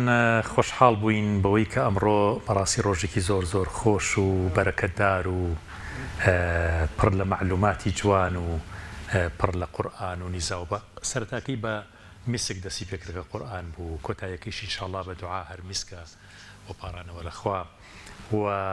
پڕ بوو لە شتی زۆر زۆر جوان لە خزمەت برای ئەز و خۆشەویستم کاکە پەیوەند و ئەم برا بەڕێزانە شێفە خۆشەویستەکان و هەروەها ماوەسا بەلا ئەحمەی شافعی و دکتۆر کارزان و هەروەها ماوەسا شێخ حوسەین و بە تایبەتی تر کە لە هەمووی زۆر زۆر گرنگترە ئەم برا خۆشەویستانەمان کە لە پشتی کامێراوە کامێرامانەکان و هەروەها بەشی دیکۆر و دەرهێنەرەکان و ئەو کارانەی کە لە تەلەڤیزۆن ئێستا بەڕاستی دووسێ سەعاتی ئەوێت تەنها خەریکی ڕێخستنی ئەم ئیشە بوونەوە بە بەردەوامی ماندوو بوون لەگەڵ ئیشەیە دوعای خێر زۆر زۆر بۆ ئەو برا بەڕێزانەمان بکەن و بۆ هەموو بینەر و خۆشەویستانمان ئێمە ڕێز و سوپاسی زۆر زۆرمان هەیە بۆ ئێوە ئازانم ئەم مانگە مبارەکە فرسەتەکانی لەدەستین ڕۆژەکانی سەعاتەکانی زۆر بە قیمەتن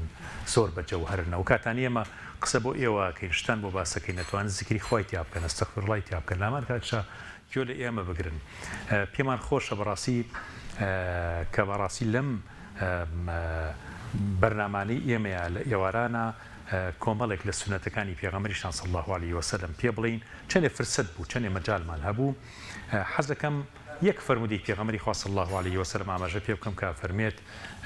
چوو بۆ ماڵی یەکێک لە ئەنسارەکان فەرمووی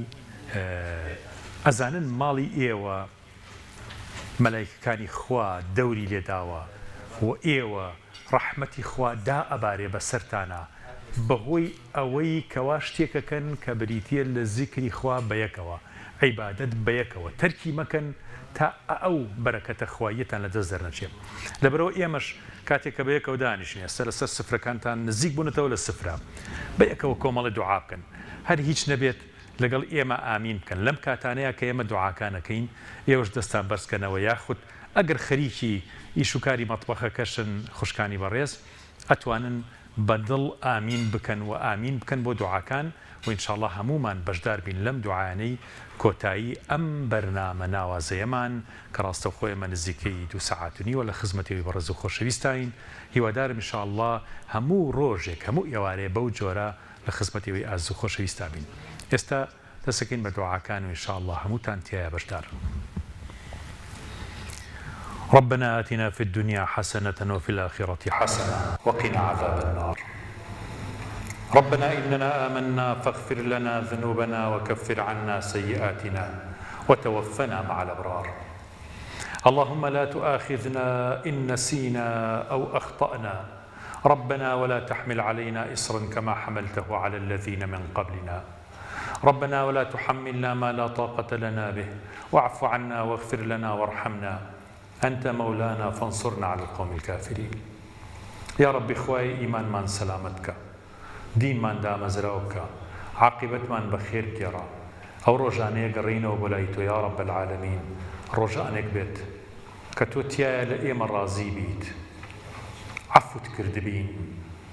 بيش أوي بقين بتو يا ربي كردو باشكان من قشت بينك خرابكان من پێشەوەی بگەینە مەقامی بەرزی لای تۆ یا رب العالمین نیەتە باشەکانمان خوێنرابێتەوە نەک نیەتی خراپ پێشەوەی بگەینە بەرزەخ یا رب العالمین فریشتەی باش و فریشتەی خۆشەویست و فریشتەی ئەهلی نیعمەت پێشوازیمان کە نەک فریشتەی ئەهلی عەزاب یا رب العالمین تەوفیقمان بە و هیدایەتمان بە دامەزراومان کە لەسەر ئیمان يا ربي أم مجلسان من بمجلسي ذكر لقبول بك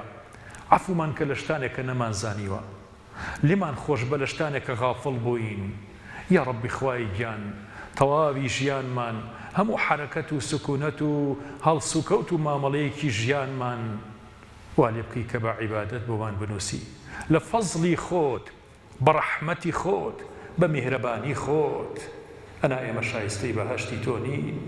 ئەگەر فەزڵ و چاکە و بەخشایشی تۆ نەبێت یا ڕەبی چرکێکی بەهەشت ئێمە شایستەی نین عەفومان کە و لێمان خۆش بە لەم یەکەم ڕۆژی مەرحەمەت و ڕەحمەتەیە داوا لێکەین لێمان خۆش بە ئەمڕۆ ڕۆژی مەرحەمەت و میهرەبانیە لە تەواوی ئەم ئازیز و خۆشەویستانە کە لەم دەستگا و لەم کەناڵەیە ئیشەکەن لیان خۆش بە لە گوناهەکانیان ببوورە ڕۆژەکانیان قبول بکە هەموو چرکەیەکی عمریان یا رب العالمین بەعیبادەت قبول بکە ماڵ و مناڵیان مەحفوظ بکە هەموو ئێوەی ئازیز و خۆشەویست و بینەران یا رب العالمین یا ئەرحەم الراحمین هەر هەموو دوعاکانیان گیرا بکە سفرەکانیان قەرەباڵغتر بکە بە نیعمەتەکانت سفرە و بەرماڵەکانیان قەرەباڵغتر بکە بە نیعمەتی مادی و برمالكانيشان بنعمتي معنوي وبذكر وبطاعتي خط يا رب العالمين توفيق من بو هداية من با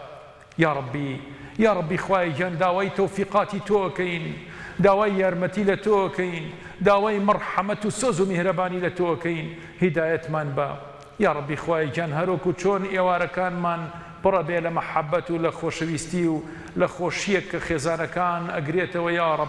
ئاوا لە قیامەتیشە زینومان کەرەوە لە ناو خێزانەکانمانە لە ناو کەسوکار و دۆست و خۆشەویستەکانمانە کەسمان غایب نەبین و چوبین بۆ دۆزەخ یا رب هەموومان بە بەهەشتی خۆت شاد بکە بە ڕەزامەندی خۆت شادمان بکە عەفومان کە و لێمان خۆش بە ربنا إننا آمنا فاغفر لنا ذنوبنا وكفر عنا سيئاتنا وتوفنا مع الأبرار قرآن بك ببهاري دلكان من بك بالرشناي سينكان من بك بالرقي قشتي جيان من يا رب بمان كبو عبد صالحاني كالرقي توين بباشي قرتو قيشنا ولايتو بصالح يا أرحم الراحمين اللهم آمين آمين آمين يا مجيب السائلين الزنم تا بێگەشتنەوەیکتر لە سبەی ئێوارەیە بە خزمەتتان نەگەینەوە ئینشاءالله خواتان لەگەڵ سبحان ربك رب العزة عما يصفون وسلام على المرسلين والحمد لله رب العالمين والسلام عليكم ورحمة الله وبركاته دعاء من بكم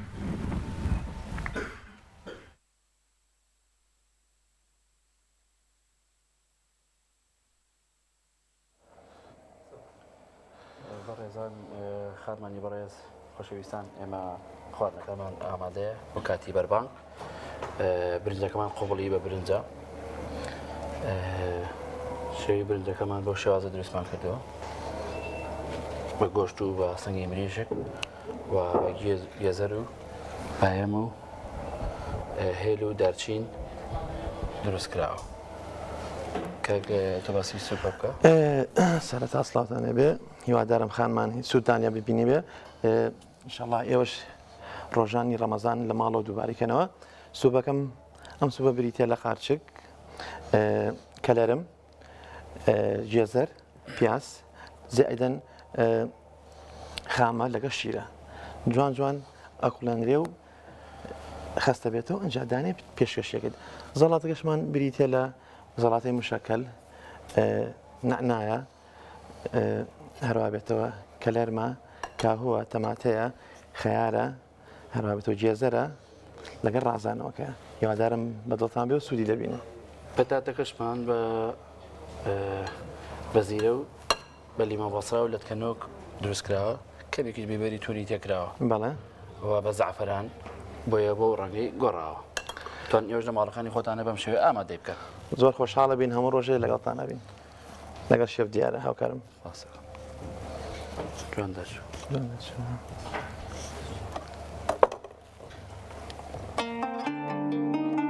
بڕگەی خواردن و تەندروستی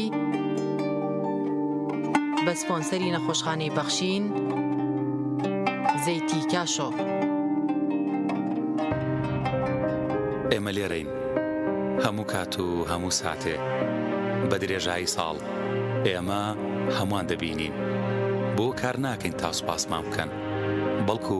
بەرپرسیارەتی و ڕازی دڵمان جێبەجێەکەین ئێمە لە ناخی ئێوە هەڵقڵاوین خۆشویستنی کار و پیشە و بەدەستێنانی ڕەزامەندی خوددا ئامانجمانە شانازی دەکەین کە یەکێکین لە باشترین نەخۆشخانەکانی هەرێمی کوردستان ئێمە لە نەخۆشخانی بەخشینین لای ئێمە دڵنیاترین کاشۆ بەرهەمێکی خانەدانە تایبەت بە خوان و چێشتخانە چێژ و جوانی زەیتی کاشۆ مایەی کۆکەرەوەی خێزانە بۆ دوورکەوتنەوە لە زەخت و شەکرا کاشۆ دەوا و دەرمانە هەمیشە مەڕوانە لە هەرزانی کە ئەزانی لەسەر سیحەتت گرانە دەسا هەڵبژێرە زەیتی کاشۆ بەرەکەتی سفرە و خوانە